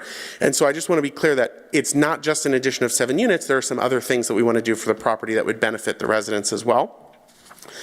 And so the total scope here is that we want to do, 7 apartment units. They're all going to be 1-bedroom units. We're not trying to squeeze in efficiencies. We're not trying to squeeze in tiny studios. We do have some very small studios at this property. We're not trying to just build on tiny studios. They're all going to be 1-bedrooms, which are the most in-demand floor plan. 6 of them are on the first floor in a former administrative storage and kitchen space, and the 7th is on the 4th floor in a previous space that was used by the nursing staff. We're also going to be able to do, as part of this project, we're also going to be able to do some significant elevator upgrades, cab refurbishment, partial mechanical modernization. We're going to be able to put in new flooring in the upper hallways. Those are where people already live right now. We have new flooring in a lot of the units, but the hallways didn't necessarily get touched quite as much as we would have liked to that first time. So this will allow us to do that. We also want to do a lot of exterior work, which was feedback that I received from, a member of this board, and I was glad to hear it, that, we could do a little bit to make the building prettier, and we're glad to do that. And so, we took that feedback seriously, and so we have new signage and exterior beautification as part of our plans for this. We're also going to be able to upgrade our office space, and we're going to be able to add a fitness center, which the property does not currently have, which is a very popular feature that, a property like this, which is a 55 plus, but as Philip said, it's a little older than that. I pulled the data today. Our average age is 72. Our oldest resident is 97. So that is very impressive. Love her. We're very excited to have her there. And then last, we also have an outdoor space that we'd like to turn into an amenity space. And so all of that will be part of this. And so what we're looking at is a additional investment into the property of $1.4 million. And so we're very excited to do that. And part of this project is allowing us to really achieve the full realization of this property. And so I'll just briefly show you each of these spaces. I believe as part of our application, we, submitted the plans and everything like that. But these are some photos. So this is, on the plans, this is what's marked as Unit A. This is some of that dead space on the first floor. It was administrative, a lot of, like Philip said, nursing, medical. And so this would be a 725 square foot, 1-bedroom apartment. Unit B, this would be a 739 square foot, 1-bedroom apartment with floor to ceiling windows. Unit C, and if anyone needs me to slow down, just let me know. Unit C, this is the same thing, those floor to ceiling windows in the back. This would be a 756 square foot, 1-bedroom apartment. And you can see in these photos that this is space that is just not used. It is dead space. It was not renovated. So our goal is not to take anything away from the residents right now. It is just to take dead space and bring it to life, really. Unit D, another one-bedroom. This is actually on the corner of the building, so this would be probably a very popular one. And then Unit E and F, as are marked on your chart, are in the kitchen area, so I apologize, I don't have great photos of those because it is, you know, it's technically accessible, but it's just a little difficult to get a large, wide photo like some of these other spaces. And then the last one, what we're calling Unit G, is not on the plans, and the reason why is because that was a former unit. That's that nursing space on the 4th floor. It was at one time an actual unit, so we don't have architectural plans to turn it into one, because really all you have to do is add a door. And there's already a kitchen there, there's already a bathroom there. And so that really is a space that is a very simple one. The only reason we haven't done it is because we don't have permission to have that number of units. So this one's a really simple one that we would love to be able to do, because it just makes a lot of sense. And so so those are the units. I do want to briefly cover the parking analysis, because I know that that's going to be a question that we get asked. That is a discussion that we have. And so I have spent the last several months really working with Philip and understanding the rules, and also compiling a lot of data that I'm hoping will be helpful tonight to really make our case. And so I want to just cover that. And so what I have here is some national data that's provided by VHB, which is a national transportation planning firm, but it's actually based not too far from here in Watertown. And so they're a national firm, but they're headquartered right here locally. And they provided us this data. They provided us the data that the Institute of Transportation Engineers references senior housing like ours, a national average of 0.61 spaces per unit. And the Urban Land Institute also references a national average of 0.6 spaces per unit for senior adult housing. So it's good to know that those two organizations came to almost identical conclusions on what is necessary to run a property like this. We also have our internal data. I have 0.7 is what we've always called our sweet spot. And then our lowest is actually, we have a property with 0.3 spaces per unit. Don't worry, that's not what we're asking for. And so, but we have a property with 0.3 spaces per unit in an urban environment. It's in the Orlando area. We also have our 3 most recent acquisitions. My company, Elevation, we've purchased 3 properties in the last 12 months, and I provide the data here for you on that. One property in Houston, Texas is 0.75 spaces per unit. Sterling, Virginia, which, if anyone's familiar, is in the DC area. It's just outside of Washington, DC. And that property has 0.5 spaces per unit. And then Suwanee, Georgia, which is very similar to that one, is Atlanta suburb. It's northeast of Atlanta in Gwinnett County, which is one of the fastest growing northeast Atlanta counties. And that has parking approval of 0.78 spaces per unit. So where are we right now at Serenity? Right now, our occupancy, as I said, is 83 out of 86 units. We currently have 80 parking spaces. We have 106 residents, but we have 60 vehicles. And that is a few months ago, probably 4 or 5 months ago, we did institute a new policy that required all of the residents to register their vehicles with us. And it was because we wanted to be able to track these figures, and we wanted to be able to know for sure what these numbers are. And so as of right now, we have 60 registered vehicles on the property. That is an actual figure of 0.69 cars per unit. But I went ahead and I said, you know what, we have those 3 units that don't have anyone living there. Let's assume that 3 people move into those units and all of them have vehicles, which is unlikely based on our history, but nonetheless, let's assume that 60 number goes up to 63. That puts us to 0.73 cars per unit. Right now, the property has a parking ratio of 0.93 spaces per unit. Our request would reduce that to 0.86 spaces per unit.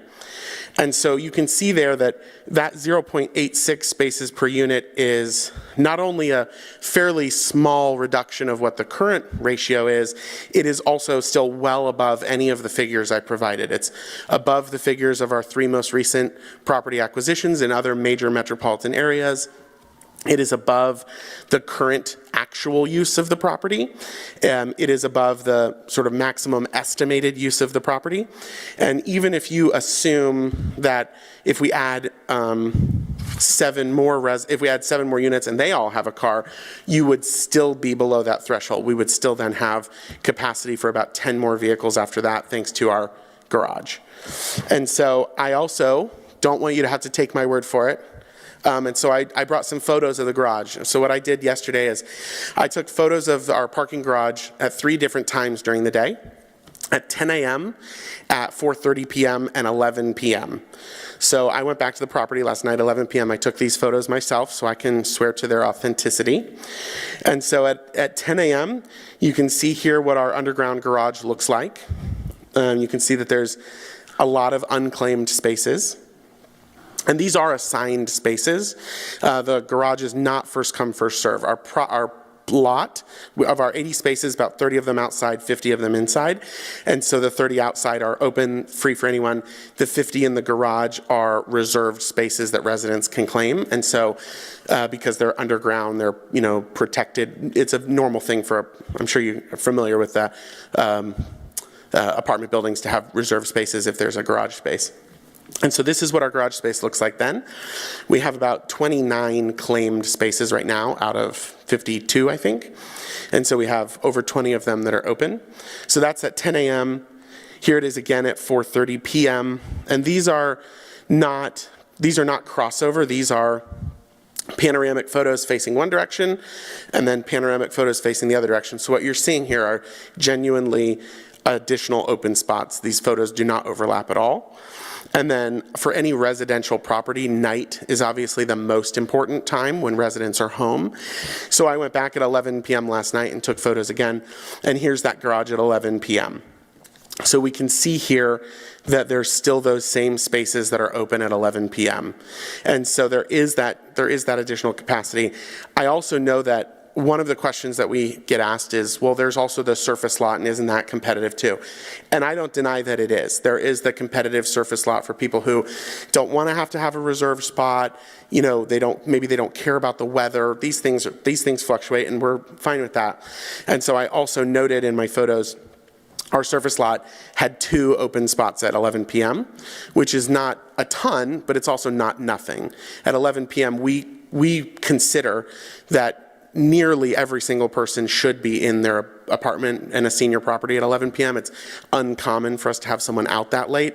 And so when I drove through, I just also documented that there were 2 open spots in our first come, first served parking lot. And so that was my presentation, and I think Philip and I both would be very glad to take any questions you have. And thanks for your time so I could deliver that. I just have a question on when you showed the new apartments you're looking in those other areas. Are those going to be open layout? Like, is that just going to be, or like almost like a studio type thing, or is it are you going to build walls in there to? They would be true 1-bedrooms. There would be walls with doors. Okay. Yeah. And you're going to adjust the sprinklers and the fire. Yeah. So it's fully sprinklered right now. The drawings that are in front of you were done by our architect who worked on the building the first time. Yep. And so our belief is that he was very familiar with that. If any of those walls need to be adjusted to make sure it matches the sprinklers, or if any of the sprinklers need to be adjusted to make sure that we conform to code, we would certainly do that. We would not be asking for any sort of waiver on the sprinkler or other fire code. Thank you. Yeah. So for the reserved parking that's in the garage, people have to pay additional? Yes, yeah, there's a monthly fee if you want to have a reserved guaranteed spot. There's no fee for just having a vehicle there, but if you want to have a reserved guaranteed spot in the garage, there is a monthly fee. Okay. And from the photos you had there, it seems like you have 20, or from what you have rented out, you have 20 spots available, and your request for new units was how many again? 7. 7. So, okay, thank you. And do you have visitor parking or reserved parking for staff?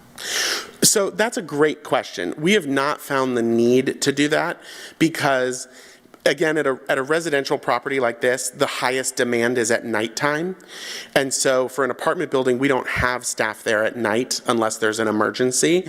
And so during the day, our parking lot there's always spots open during the day. And so if you have a visitor, they're welcome to park in those spots. Our staff do use the parking garage spots. In addition to the striped spots, there's a little bit more space in the garage. For instance, we have a maintenance area and the doors open right up, so you can't have a parking spot right in front of it. But our maintenance director, he can park there because if he needs to move his car, he can. So that's usually what they do to make sure that there's plenty of spots open for visitors. During the day, we've really never had that problem.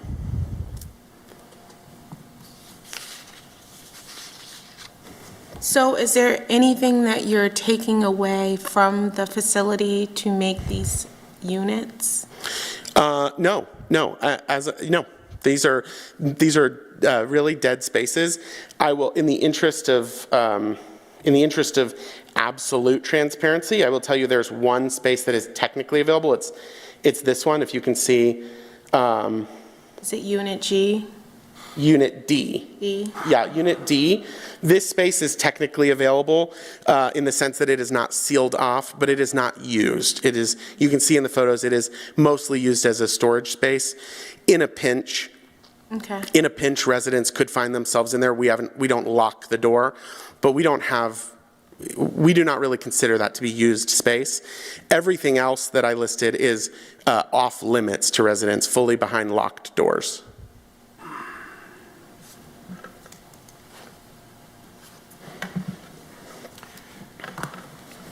I think you gave a very good presentation of what the inside of the building is going to look like. My concern is what the building looks like outside. Okay. In 1987, the people who built this building said there will be 126 cars in the parking garage under the building. 126. You now claim you have 59. What happened to the other 67? I can't speak to what happened to when the building was originally constructed. Perhaps they meant to have the garage have multiple levels. So I don't know that I can answer about 1987. I can only speak to the current condition. And as far as we know, what is there right now is what was built. So you're telling us you have 59 spaces in the garage? No, I don't think it's 59. I think it's like 54 or something. We have 80 total. We have 80 total spaces. Well, it says here, parking garage, 59 total parking spaces, and it includes 3 handicap spaces. So the plan showed there's 59. I'm not going to argue over a couple of numbers in the... I think I might be able to explain that. Given the use of the property, as a senior property, we're well above the requirements for handicap spaces. And so, those are larger spaces. And so it may be possible to squeeze more in there. We would really prefer to not have to do that because we do serve an older population, and even the ones with vehicles, we likely would have more people with a handicap placard. I think my understanding from a meeting that we had with the city of Brockton is that the requirements are roughly, for every 100 spaces, it's 4 handicap spots, 1 van accessible. I think we actually have twice that amount. I think we have like 3 van accessible and like 8 or 9 total. I want to get into the minutia of that. I think we need to consider what's before us tonight, and that is you want to expand the inside of this building by 7 more units without increasing any parking. That's correct. That's the bottom line tonight. Absolutely. I have been watching this building for the last couple of weeks. I drive through there almost on a daily basis. Last night, I was there at 10:30. I must have just missed you. Okay. When I went there last night at 10:30, the garage under this building was in virtual darkness. If I lived in that building and I wanted to drive in that garage, certainly it wasn't a very inviting place to park my vehicle. I'll just say that as an observation. Okay. The second thing I observed is every single parking place up against this building was occupied. Every single parking space up against the Lutheran church, where it's all posted, parking only for the Lutheran church, every spot was filled. There was nothing going on in the church. On the Montello Street side, in front of the old auditorium, it was filled from one end to the other with cars. Now, there's no really residents in that area down there, other than this building. So the observation I made was that for some reason, perhaps people are not parking in that garage, but they certainly are taking up every single space up against the Lutheran Church, the side street, Lee Court, and also out on Montello Street. And that was at 10:30 last night. When I drive through there during the day, there are some vacant spots, but it is crowded down there. Now, if you're telling us that the people are not using the garage that's under that building, then there is something radically wrong where people desire to park outside and not use that garage. That garage is there for the benefit of the people who live in that building, and apparently they're not using it. So they are parking on Lee Court, they're parking behind the church, they're parking on Montello Street, and it would appear that there isn't sufficient parking for the number of people that are in that building. That's the visual that I get.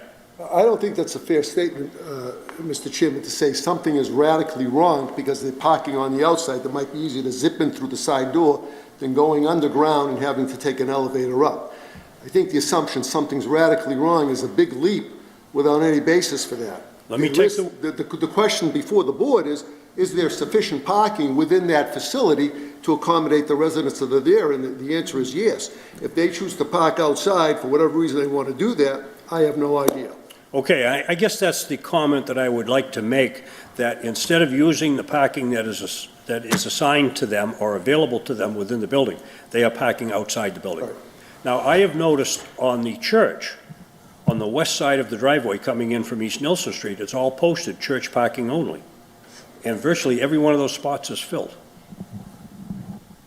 So my concern is, we're probably talking just a couple of cars, but at this point, it's probably having a negative effect on the other people that have access to parking in that neighborhood. You can't park on East Nelson Street, you can't park on Montello Street, you have to park off the road. And as a general comment, I would say that your underground parking garage is not a very welcoming garage whatsoever. Last night, that place was dark. I will just make one comment on that. The lights that are in the garage are very bright lights, but they are efficiency lights, which means that if there's no movement in the garage, they don't turn on. As soon as a resident swipes in and the garage door opens, the lights turn on. So you would not have been able to access that from the outside because it is a secured underground garage. But you'll see in my photos, all those lights are on. They are. And that's because as soon as I used my badge to open the garage door, the lights turned on for me. Anytime someone comes off the elevator, the lights turn on for them. And then after a certain amount of time, I don't know how long, after several minutes of no physical movement, the lights turn off. And that's just a standard energy efficiency move. So that's why it would have been dark. And I would say that would be further evidence that late at night people are settled into the property. There's not a lot of movement there, and so that the condition at that time is a reflective of the property. But I certainly don't deny that it was dark for you. I just wanted to explain that would be why. For anybody that's over 55, it is not very welcoming to drive into a dark garage. And from the outside, when you look in and it's dark, you would like to be able to look around and see the whole inside of that garage before you drive in. It's only a comment on my part that it is not a very welcoming garage. I appreciate that, and I received the comment how it was intended, and I don't know whether we'd have the ability to change it, but I can bring it. Let me finish my comment. Oh, sure. One of the problems I think we're facing here is the number of cars that are associated with your building that are affecting other people in that area. And it seems as though the people that are in this tower are using parking places when in fact they have parking places that they could use and they're not using them. So you're telling us you've got plenty of room for what you want to do tonight. I'm just telling you that there's something wrong with your program that's not encouraging your people to use underground parking that is there for them. It's got a negative effect, particularly on the church next door. Yeah. You drive in, you see the great big signs, no parking, church only. I can only assume there must be some friction going on here that people are parking there that's set aside for the church pulls in, they can't use it. Yeah, obviously I can't, I would respectfully push back on that, if you'll allow me, in two ways. The first is that while it's true that we are the largest residential building in that neighborhood, we are surrounded by homes that often have a single spot in their driveway, and so it is likely that if those homes have guests over, their people are parking in those street spots. And so while I won't deny that it is possible some of them are ours, I would certainly push back on the idea that we are flooding the streets with these cars. Most of the actual homes in that neighborhood also do not have parking like that, and so I think that that would be just as big, if not bigger, cause, because those homes don't have a parking garage underneath. Well, let's let that go. Okay. We've discussed that enough. I guess my point is, I'm trying to make a decision whether or not you have enough on-site parking to do what you want to do. And I just think it's a shame that we were told there was 126 spaces in that garage. Now you're telling us it's only 59. And personally, when I go view the situation down there, it is not a very nice place to park a car. And I think you have got to address that. And if it was addressed, perhaps the additional few cars that you need for these 7 units would be more than enough to put in that garage. Yeah, and again, I respect that tremendously. I just can't comment on what conditions existed in 1987 when the building was built. I was, at the risk of being flippant, not alive yet when that happened. And so I certainly don't know if that was their original intention, to have multiple layers to the garage. I can tell you, there were never 127 parking spots in that garage. That it's simply not possible to do that. I'm going to let that go. Okay. All I'm doing is quoting the zoning that was allowed when that place was built. So here we are, we're looking at 7 units. Yeah. You're saying you probably need, what, 3 or 4 spaces to serve these 7 units? I think that's right, based on our average, yeah. So based upon what we have discussed tonight, it Yeah. almost appears as though you have sufficient parking in the garage, but your people are not using that, and they're parking outside, which is having a negative effect on the neighborhood. If that's his people, we don't know that, Mr. Chairman. I also won't... All I know is there are cars parked outside. And I won't deny that. I will say, respectfully again, I think this is one of those times where, like, there can be a market solution to these things. You know, as we're leasing the building, this is a full building. As we're leasing the building, we're going to be really transparent about the situation, and we are far more like these 7 units that we're going to build, we're far more likely to get people who want a garage spot because they're going to get it coming in. And we're going to be able to communicate and say, hey, listen, the parking lot is first come, first serve, but it is crowded, and if you want to make sure that you have a parking spot, now would be the time to secure one of these garage spots. And I think that that's the most likely scenario. The current number of spaces that you have, which is the 81 spaces on site, your position is those 81 spots should handle the additional 7 units that you want to put in there. Absolutely. I am making an editorial comment that what I see when I get down there, it's a problem. And I'm trying to impress upon you that if you're trying to tell us that you have more than sufficient parking, there's something wrong why that sufficient parking is not being utilized. Sure. I'm going to leave it right there. Okay. Board members, any I other think, questions? even to put this more to bed, I think what your communication to your new residents has to be is where it says no parking, don't park there. Absolutely. We And also... that's got to be clear as a bell. And we're glad to do that. We also have tow signs up. We've, like I said, over the last couple of months, we've required our residents to register their vehicles with us so that we can ensure, just as much as any other neighboring property would want to make sure that any vehicles parked there belong there, we want to make sure that vehicles parked with us belong to us. And that's why we've required all of our residents to register their vehicles. So we are committed to that messaging. Perfect. And I think it's a fair comment from the chairman that if we have LED lighting going on all the time, it would be more welcoming, perhaps better for safety issues and make people more comfortable. Councilor, just speak into the mic. Yeah. I think it's, I had started to say it was a fair comment by the chairman. That part should go on the mic. That to have LED lighting would be more welcoming. It would give people, both residents and passerbys, a sense of safety to see it lit up. I don't think that's a big leap for these people to do, is put an LED lighting in there. I understand the scenario they have. Somebody goes in that should be going in there, they hit it with the card, the lights goes on. But to have some type of lighting to just show the safety issues would be something that can be easily accomplished at not a big expense. And I don't have a problem stipulating So to we'll that. do that. All right, board members, any other questions? Yeah, I guess I have a question. Would you guys be willing to, on these 7 units, at least at some percentage, if they have, if they have a car, they must take a spot? Is that something you'd be willing to do, so that they would be guaranteed a spot, maybe 3 out of the 7, or if they did have a car? Yeah, I don't think we have a problem saying, because we do have about 20 open parking spaces in the garage. I don't think we have a problem saying that if you rent one of these units, you have to have a spot. I think that the people looking for the units, if you don't have a car, which is, you know, like we established, we've got 106 people living there and only 60 cars. So we advertise quite a bit to people who don't have a car. They don't want to feel like they're paying for something they don't need. And so that would be why I would hesitate to make it a requirement for those units. But if there's, I mean, does that? Yeah, just if there is an issue, and I'm sure there's a little of everything with the neighbors, and I certainly understand, just trying to see if there's a common ground. Yeah. If any. Yeah. When you say you have people register their vehicle with your organization, do you have stickers identifying their vehicle as Yes. belonging? Okay. They have a hang tag on their mirror.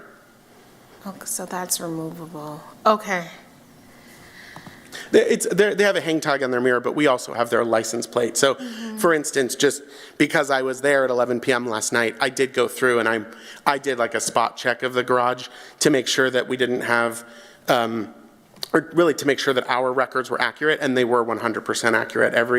Every single spot that was taken by a car that had the correct hang tag and had a matching license plate, with one exception, which I did report to the manager this morning, and she let me know it's because that person has a rental car right now. And so we said that's no problem, your rental car is fine because it's your spot. And so with that exception, it was 100% accurate.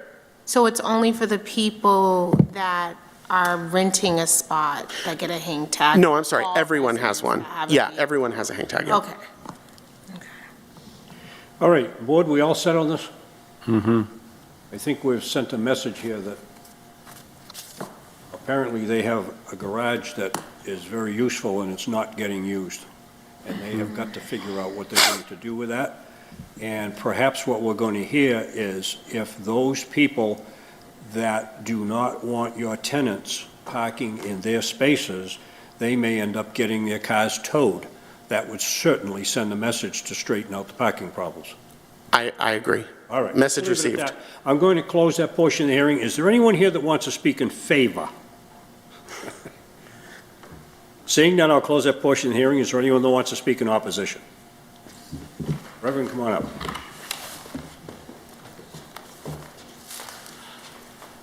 Good evening. I'm Pastor Jeff Johnson. I am the pastor of First Lutheran Church, and I've been there since 2015. I was there when Emmanuel House was first there, which was previously owned by Centria, and better known as, or previously known as Lutheran Social Services. They sold that property, I believe, to Connemara Senior Living around 2018, and the Burke family took over as private investors at that time. And they lived there, and in many ways lived there, but also ran the place for several years until 2022, when they divested the property. And then Serenity came in and bought the property off of them. The Burkes and First Lutheran have had a long and fruitful relationship, as well as the Centria beforehand. And Lutherans are known for their neighborliness, shall we say. That's a tenet of our theology, is who is your neighbor.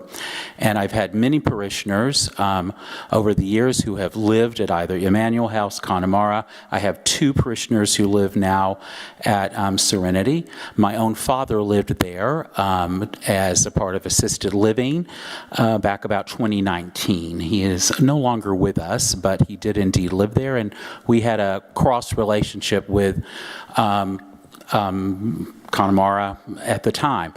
And going back to 1987, when indeed the building was created, our own parishioners were a part of its inception and even construction. So we've had a long history with Emmanuel House, Connemara Senior Living, and now our neighbors, Serenity.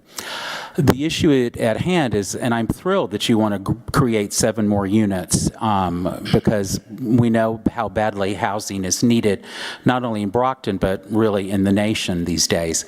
The problem is the very things that have been addressed, Chairman Thompson, is that there's no parking in the parking lot outside.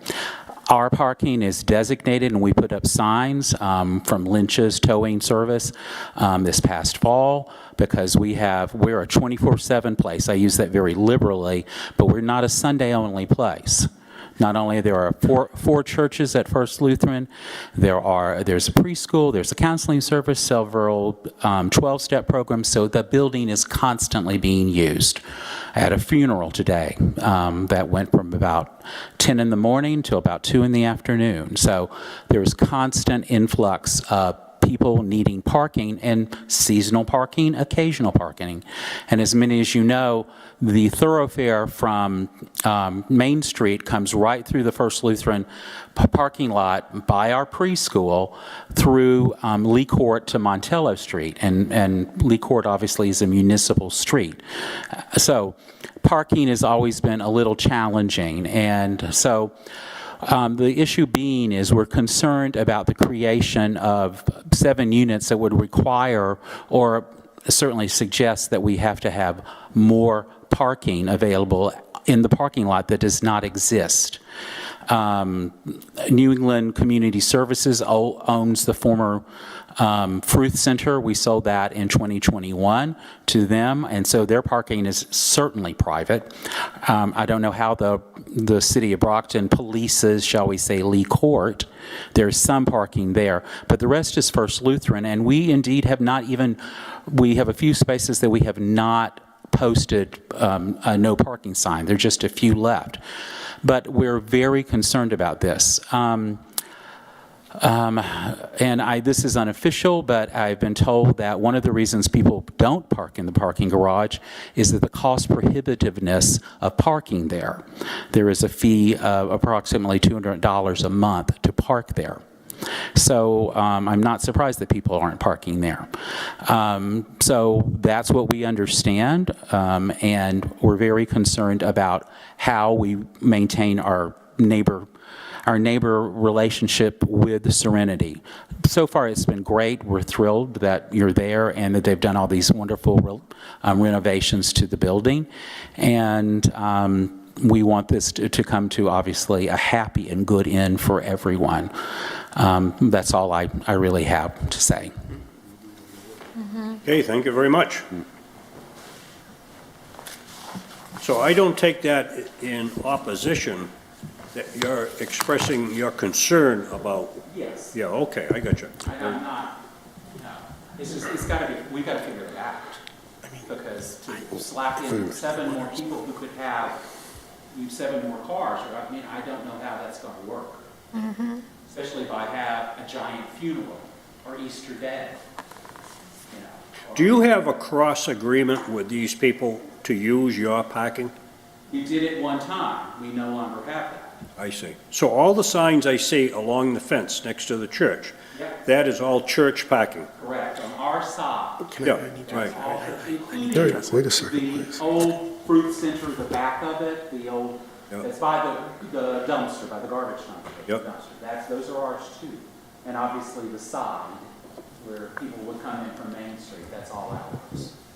So from your knowledge, the only parking that's associated with this elderly building is the parking that's on the driveway that comes in from East Nilsson up against their building, Yep, and then on Lee Court up against their building. correct. All the parking that's on the church side is your parking. Correct. So you have the right to do whatever you want with that parking then, correct? Indeed, it's our property. Yeah, I mean, you're trying to be a good neighbor, Oh, but yes, and I'm not trying to be oppositional. We want to be. In fact, We've met, the two parishioners that I have there, is kind of seeing how we can ease this. Is there a way that people can park there at night in our spaces that got to be gone by, shall we say, 8 a.m.? We're trying to work that out. We're not trying to be draconian about this whatsoever.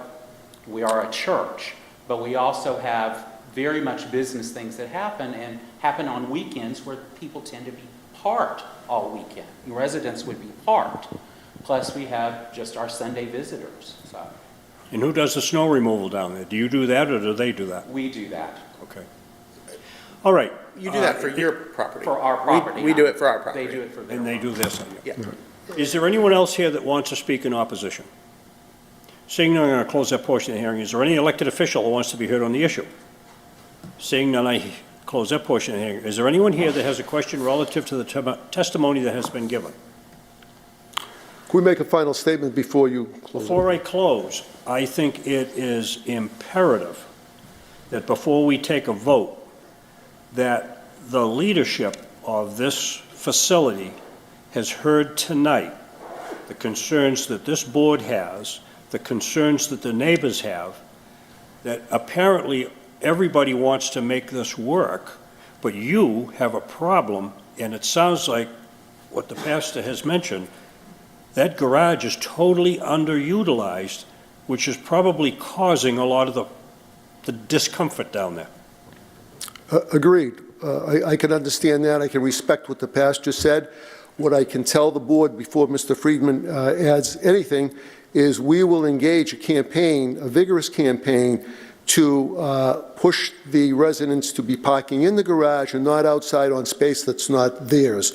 In fact, I have no problem in passing along what we do in writing to the superintendent of buildings so he knows what we're doing down there and the efforts that are being exerted to make sure we're not infringing on a neighbor's property. That's not our intent, because it has been a great relationship with not only our neighbor who is represented here this evening, but all the other people in the neighborhood. We're not looking to scrape any varnish with anyone, so we will undertake whatever is necessary to keep all in good stead.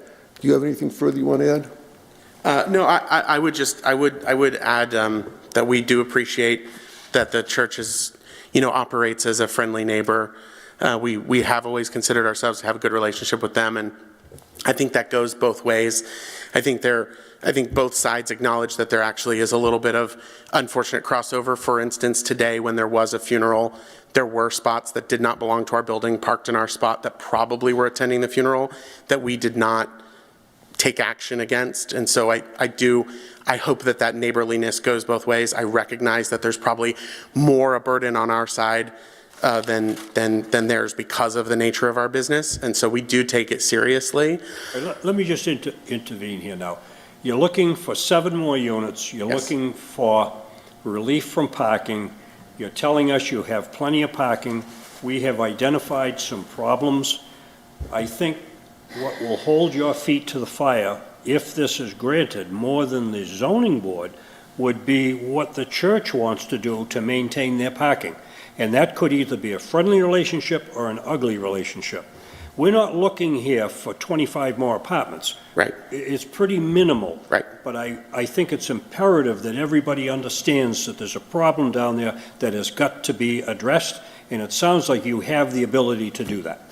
Yes, and we're committed to doing that. We do have, we also have, I think we also have tow signs on ours. They're from the same company, and so we're happy to have like a cross towing agreement with them, where that towing company, they should know who belongs on our property and who doesn't. And I will tell you, I think the Lutheran Church, as part of their friendliness and neighborliness, does not want to tow cars because they feel like that's a unneighborly thing to do. Our position would be, if that's what it takes to enforce the rules, we will not be, we won't cause a stink about it, because people should follow the rules. All right, so just to end this, it will be duly noted that we had this conversation, and this board, if this is approved, fully expects to see things improve down there. Understood. Okay. Board members, I'm going to close that portion of the hearing. That concludes the public discussion. Now I'm going to open it up for deliberations from the board. This has been a long deliberation, but I think it's been very fruitful. board members. I think what they have going for them, too, is it's only 7 units. And it is right next to transportation. But again, not to beat a dead horse, but they know what they need to do. I think one of the most important things to take away tonight is they've got to realize they've got to light that garage up. They've got to make that. We will see them in planning. I'll commit to it right now. Done. You're done. Done. Oh, sorry. No, he really means you're done. But, Mr. Chair, we will see this in planning, and that's something we can tackle at that point. And it's good that you're here, because you can take this conversation back to planning. They're probably going to hear the same thing. But I don't see it as a huge give here. It's a minimal, but I think what has progressed to this point has caused problems, and it's got to be addressed, and I think they got the word. Motion to grant. Second. All right, so what we're voting on, he has requested relief from Section 2729, 27.9, 2739, and it hinges on the parking, keeping it at 80 cars for the additional 7 units. That's the crux of this whole vote we're taking tonight.